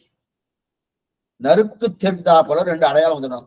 நொறுக்கு தெரிந்தா சாப்பிட்டு கொண்டு இருக்கு. ஏன்னா நம்ம கண்ணை நொறுக்கு தீனி பக்கத்துல இருக்கும், நம்ம கண்ணை எங்கோ முன்னாடி ஒரு இதுக்கு முன்னாடி, பெட்டிக்கு முன்னாடி, என்ன பெட்டி, தூர்தர்ஷன், அதுக்கு முன்னாடி வச்சுட்டு அவன் பாட்டு அடிச்சுட்டே இருப்பான். அடிச்சுட்டு 4ஆ அடிச்சுட்டு இருக்கான், 6ஆ அடிச்சுட்டு இருக்கான். இங்கிருந்து 4ஆ 6ஆ உள்ள போயிட்டே இருக்கு. என்ன சுவாமி புரியுதா, அங்க 4 போறது, இங்க 4 உள்ள போயிட்டு இருக்கு. என்ன சாப்பிட்டுன்னே தெரியாது, எவ்வளவு சாப்பிட்டுன்னே தெரியாது. நொறுக்கு தீனி போயிட்டே இருக்குன்னா அதோட இருக்கிறது இல்ல, சாப்பிடறதுக்கு என்ன சுவாமி ஆனந்தமா இருக்கு சுவாமி, ஆனந்தமா. ஏன்னா அந்த விளையாட்டை வேற பார்த்துட்டு இருக்காருன்னா, விளையாடு மட்டுமல்ல, அவரவர்களுடைய விருப்பத்துக்கு தான் விளையாடோ, வேற ஏதோ கேளிக்கையோ ஏதோ ஒன்று பண்ணிட்டு இருக்காரு, அது போயிட்டே இருக்கு இல்லையா. அந்த மாதிரி கூடாது. அப்படின்னா அந்த மாதிரி இருந்தா பிரயோஜனமே இல்லை. அப்ப எவ்வளவு தூரம் சாப்பிடணுமோ அவ்வளவு தூரம் சாப்பிடணும், அப்படி புஜிக்கணும். அங்கு பார்க்கணும், ஓய்வு எடுப்பதை வழக்கமா சில பேர் வச்சுப்பா. காலையா சாப்பாட்டு கொண்டு இருக்கிறோம் என்கிறாள், தூங்கிட்டே இருக்கிறேன்னா அப்ப நிரம்பி ஓடுதுன்னா இதுல புத்துருச்சி இருக்குமானா, உற்சாகத்தோடு இருக்குமானா மந்தமா இருக்கும்.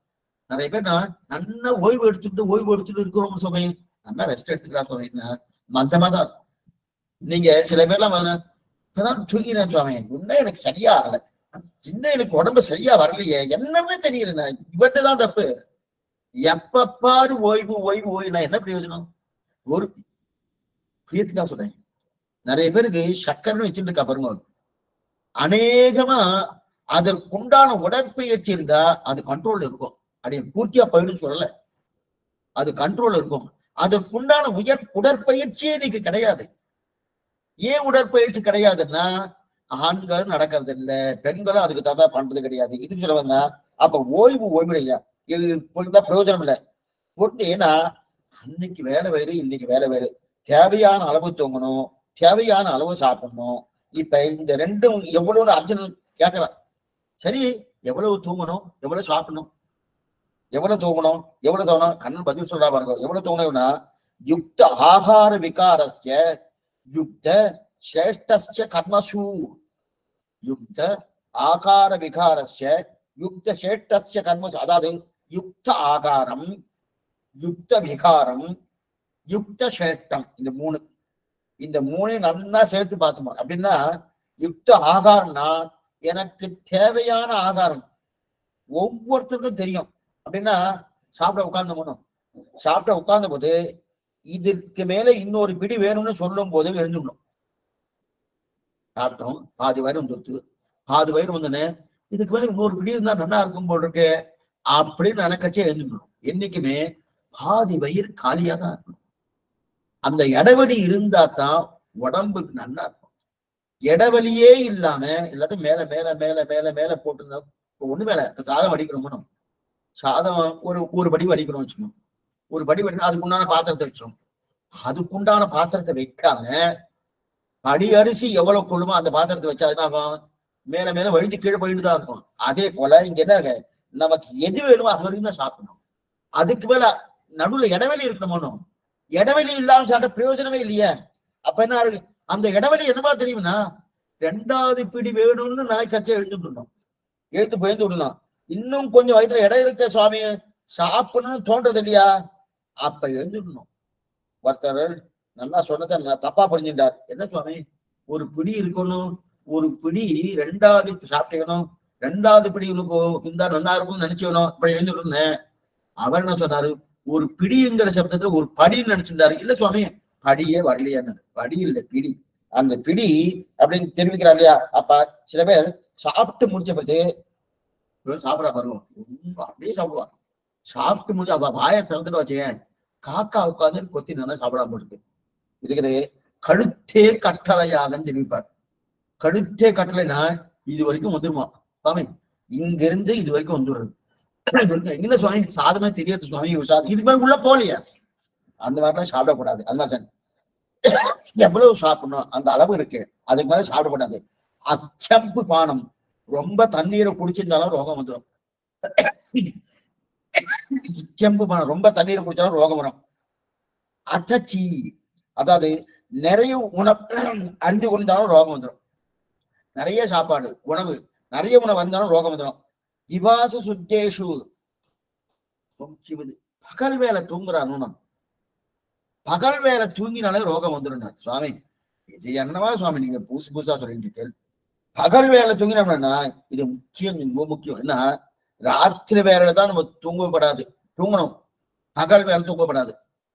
ஆனா இன்னைக்கு என்ன தெரியுமாயிடுச்சு, ராத்திரி வேலை முடிச்சுருந்தாலே ரோகின்றார், பகல் வேலை தூங்கினாலும் ரோகின்றார். 6 வியாதிகள் வருதுன்னு சொன்னோம்னா அதெல்லாம் இதுக்குள்ள இருக்கு. பகல் வேலை தூங்கினாலும் அவன் ரோகி, ராத்திரி தூங்காம போனாலும் ரோகி. சரி சுவாமி, சில பேர் நைட் ஷிப்ட் எல்லாம் பண்ணிட்டு இருக்காரு, அவ பாவம், அவ உத்தியோகம், அவ சம்பாதிக்கதான் குடும்பத்தை காப்பாற்ற முடியும். அப்ப அவ என்ன பண்ணுவா, என்ன பண்ணுவான்னா இதை பண்ணிதான் அவ இப்படி உடம்பு உபாதம் வந்துட்டுதான் இருக்கணும், வந்துட்டுதான் இருக்கணும், வேற வழி கிடையாது. எதுக்கு சொல்ல வந்தேன்னா, அப்ப ஏன்னா இந்த வர ராத்திரி வேலை முயற்சி கொண்டா ரோகி. இரவு பொழுதுக்கு என்னதுமா பேரு, ராத்திரி பொழுதுக்கு ராட்சசன்னு பேரு. ராத்திரி பொழுது ராட்சச வேலைன்னு பேரு. இப்ப எல்லாரும் ராத்திரி 12 மணிக்கு மேலதான் அவர் அவங்கள வேலையை ஆரம்பிக்கிறார். ராத்திரி வேலையில தான் நம்ம அந்த மாத்து குழந்தையோ பிள்ளையோ பெண்ணோ என்ன பண்றதுன்னா, நான் நல்லா படிக்க போறேன், 12 மணிக்கு ஆரம்பிச்சு கார்த்தாலை விடிய 5 மணி வரைக்கும் படிக்கணும். அது படிச்சுட்டு இருக்கு இல்லையா. அதன் பிறகு என்ன ஆகுனா, சுவாமி 5 மணிக்கு மேல படுத்துட்டு மத்தியானம் 12 மணிக்கு நல்லா தூங்கணும். கேட்டா என்ன சுவாமி, என்ன பண்ற சுவாமி, 7 மணி நேரம் தூங்கணும், அவ்வளவுதானே சுவாமி. இப்படி தூங்கினா என்ன, அப்படி தூங்கினா என்ன, இப்படி தூங்கினா, நான் ராத்திரி தூங்காம பகல்ல தூங்கினா என்ன, உங்களுக்கு ராத்திரி தூங்கினா அதே 6 மணி நேரம் 7 மணி நேரம் தானே. 6 மணி நேரம் தான் கணக்கு, 7 மணி நேரம் கூட கிடையாது. 7 மணி ஏதோ போறதுன்னு 7 மணி நேரம் வச்சுக்கலாம். ஆனா 6 மணி நேரம் நல்லா, அதாவது நமக்கு டிஸ்டர்பன்ஸ் இல்லாத ஸ்லீப்னு சொல்லுவா பாருங்க, தூக்கம், எந்த விதமான தடங்கள் இல்லாம தூக்கம். அந்த தூக்கம் 6 மணி நேரம் தூங்கினா நல்ல புத்துணர்ச்சி கிடைக்கும் உடம்புக்கு. சில பேர் 8 மணி நேரம் அவன் தேவையே இல்லை, அவ்வளவுதான் தேவையே இல்லை. இந்த 6 மணி நேரமே போறோம். இதுக்கு சொல்ல வந்தேன்னா, இப்ப 7 மணி நேரம் உனக்கு கணக்கு வச்சிருந்தா கூட அங்க 7 மணி நேரம், பகல்ல 7 மணி நேரம்னா, இப்ப ராத்திரிக்கு வேற என்ன தெரியுமா, ராட்சச வேலைன்னு பேரு. இப்ப ராட்சச வேஷலை படைத்தா புத்தி சரியா வருமா, படிக்கிறது ராட்சச வேலை. தமோகுணம் இருக்கக்கூடிய நேரம் அந்த நேரம், அதுக்குதான் அதுக்கு ராட்சச வேலைன்னு பேரு. அந்த ராட்சச வேலையில படிச்சா என்னமா அவருக்கு புத்தி வருவது, இந்த நாட்கள்ல ஏறத நாங்க இல்லையே சுவாமி. அந்த நாளை விட இந்த நாள்ல குழந்தைகள் என்னமா படிக்கிறா தெரியும். உங்களுக்கு எல்லாம் தெரியாது. தாத்தா பொண்ணுன்னு தெரியல. பேட்டி என்னமா சொல்லுகிறா, பேரன் என்னமா சொல்றான். உங்களுக்கு அந்த காலத்துல நீங்க படிச்சுக்காரு. இன்னமா இப்ப படிக்கிற இருக்கட்டும்னா வாசமும் ஒத்துக்கிறேன். நம்ம தான் படிக்கிறா, நம்மதான் எல்லாம் இருக்கு, ரொம்ப அதிகமா தான் இருக்கு. ஆனா இதுல என்னன்னா, இந்த ஒவ்வொன்றும் பண்ணிட்டு இருக்கும் போது அவ படிக்கிறது தெரியுமா, ஞானம் உண்டாகணும், அதை தெரிஞ்சுக்கணும், மேற்கொண்டு அதை அனுபவிக்கிறேங்கிறது இல்ல, அந்த பரீட்சையில பாஸ் பண்ணணும். பரீட்சையில பாஸ் பண்ணி ஏதோ ஒரு உத்தியோகத்துக்கு போகணும். அந்த எண்ணத்தோடு தான் இன்னைக்கு நிறைய படிப்புகள் இருக்கே தவிர, அந்த படிப்பு நான் தெரிஞ்சுக்கணும், அந்த படிப்பு அறிவு எனக்கு பூர்ணமா இருக்கணும், அந்த எண்ணம் இன்னைக்கு என்ன ஆயிடுது, ஒண்ணுமே இல்லை. படிப்பு அந்த மாதிரி படிப்பு இன்னைக்கு. அந்த காலத்துல அப்படி இல்ல. அவ ஒரு படிப்பு படிச்சா, அந்த காலத்துல பாருங்க, எஸ்எஸ்எல்சி, இப்பெல்லாம் எஸ்எல்சி கிடையாது. எஸ்எல்சி படிச்சான்னா இன்னைக்கு 4 டிகிரி வாங்கினவா கூட அந்த மாதிரி பேச மாட்டான். அவ்வளவு அழகா பேசுற. எதுக்கு நான் படிப்பு அந்த மாதிரி. அவ அந்த டிகிரி அப்படின்னா ராத்திரி போல பரீட்சை படிக்கிறவனா, என்ன சுவாமி ராட்சச வேலை படிப்பியா, என்னமா ஏறும், என்னமா ஏறும்னா ஏறதுக்கு வாய்ப்பு கிடையாது. அதான் தெரிவிக்கிறேன். அப்பனா ராத்திரி பொழுதுனா தமோ குணம் அதிகமா இருக்கக்கூடிய, ஆனா விடியற்காலை பொழுது சத்துவகுணம் இருக்கக்கூடியவாள். அதனால்தான் காத்தால 4 மணிக்கு எழுந்துட்டோம். 4:30 மணிக்கு எழுந்தோம்னா நல்லா குடிச்சிட்டு, அதுக்கு பெருமாளுக்கு சேவிச்சுட்டு என்னென்ன பண்ணுவோம் அதெல்லாம் பண்ணிட்டு படிக்க உட்கார்ந்தோம்னா அப்படி நிற்கும். சத்துவகுணம் இருக்கு. அநேகமா இந்த வேத பாராயணம் பண்றா பாருங்க, காத்தாலதான் பண்ணுவா, ராத்திரி எல்லாம் பண்ண மாட்டா. வேத பாராயணம் மாட்டோம், திவ்ய பிரபந்த பாராயணம் இன்னைக்கு நடக்குது. நிறைய பாடசாலைகள் இருக்கு. எல்லா பாடசாலையும் கார்த்தாலதான். கார்த்தால அபாபா 5 மணிக்கு எத்தனை சுவாமியுடைய பாடசாலைனா எத்தனை மணிக்கு 5 மணிக்கு எழுந்து குழந்தைகள் பார்த்தாலே அவளை பார்த்தாலே கண்ணில் ஒத்திக்கலாம் போட்டுருக்கு. அந்த மாதிரி இருக்கும். ஒவ்வொருத்தரும் எழுந்தவர் பார்க்கறதே அப்படியே ஒரு தேஜஸா இருக்கும் குழந்தைகள். அந்த திருவன்காவ சாத்திட்டு கார்த்தால நமக்கு ஆனந்தமா இருக்கும். அதை விட்டுட்டு ராத்திரி பண்ண எல்லாம் சமூகம் விட்டார்கள். அது பிரயோஜனம் இல்லை. அதுக்கு மேல இன்னும் என்ன நிறைய இருக்கு. நிறைய என்னன்றது அடுத்த வாரம் பார்ப்போம். ஆழ்வாரும் பெருமானாட்சிய திருவிலேஷனம், ஆச்சாரியன் திருவிலேஷனம், பகவதால் திருவடிகளே சரணம். சாயங்காலம் தெலுங்கு உபன்யாசம் உண்டு. ராமானுஜ அவயவ பிரபாவம்னு தெலுங்கு தெரிஞ்சவா அவசியம் வரலாம். இப்ப ஏதாவது சந்தேகம் இருந்தா அவசியம் கேட்கும்படி பிரார்த்திக்கிறேன். ஸ்ரீமதி ராமானுஜன் மகசாமி. திருவுள்ளம் சாமி, நான் காலட்சேபம் இருக்குன்னு தெரியாம கேட்காம விட்டுட்டேன் சாமி. நான் எனக்கு ஏதாவது இன்னைக்கு முக்கியமானதை மட்டும் எனக்கு சொல்லுங்க சாமி. இன்னைக்கு காலட்சேபம் இந்தியாவுக்கு நினைச்சிட்டு வைக்காம விட்டுட்டேன் சாமி. அப்படியா? இன்னைக்கு முக்கியமானதை மட்டும் சொல்லுங்க சாமி. எனக்கு அது முக்கியமா கேட்டுக்கிட்டு இருக்கேன் சாமி தொடர்ந்து. அப்படியா? இதோட ரெக்கார்டிங்க வரும். சரி, லோகதேசிகன்ல வரும் இந்த ரெக்கார்டிங்க. சரி, லோகதேசிகன் குரூப்ல நீங்க இருக்க இல்லையா? இல்ல சாமி, நான் உங்க குரூப்ல இல்ல. நான் சும்மாதான் அப்பப்ப வந்துகிட்டு இருக்கேன். எனக்கு அதெல்லாம் பண்ண தெரியாதனால நான் பண்ணல எதுவும். நீங்க எனக்கு வாட்ஸ்அப் நம்பர் என்னுடைய நம்பருக்கு அனுப்புங்க. அந்த குரூப்ல சேர்த்துட்டேன்னா உங்களுக்கு எல்லாமே வந்துடும். சரி சாமி, சரி சாமி, நன்றி சாமி. உங்களுடைய காலட்சேபம் எல்லாம் ஃபுல்லா வேணும். பட் யூடியூப்ல கிடைக்குமான்னு தெரியல எங்களுக்கு. நீங்க குரூப்ல சேர்த்துட்டேன்னு வச்சுக்கோங்க. சேர்த்துட்டேன்னா உங்களுக்கு எல்லாமே கிடைச்சிடும். ஓகே, ஃபுல்லா கிடைக்கிறது. குரூப்ல சேர்த்தானா என்னென்ன காலட்சேபம் என்னென்னைக்குன்னு எல்லாம் தெரியும் உங்களுக்கு. அதனால உங்க நம்பரையும் வாட்ஸ்அப் நம்பரையும் எனக்கு அனுப்புங்க. என்னோட நம்பர் தெரியலையா உங்களுக்கு? தெரியாது. 9441 நோட் பண்ணிட்டு இருக்கோம். ஒரே ஒரு நிமிஷம் எழுதிக்கிறோம்.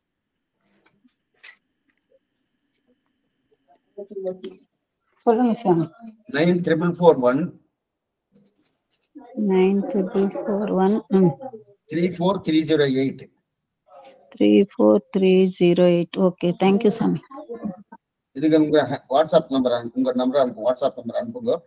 ஓகே, ஷேர் பண்ணிட்டேன்னா உங்களுக்கு எல்லாமே உண்டு. ஓகே சுவாமி. சாயந்தரம் தெலுங்கு உபன்யாசம் எத்தனை மணிக்கு? சாயங்காலம் 6 மணிக்கு. இதே லிங்க் தான். 6 மணிக்கு தெலுங்கு உபன்யாசம். ஓகே, தேங்க்யூ சாமி.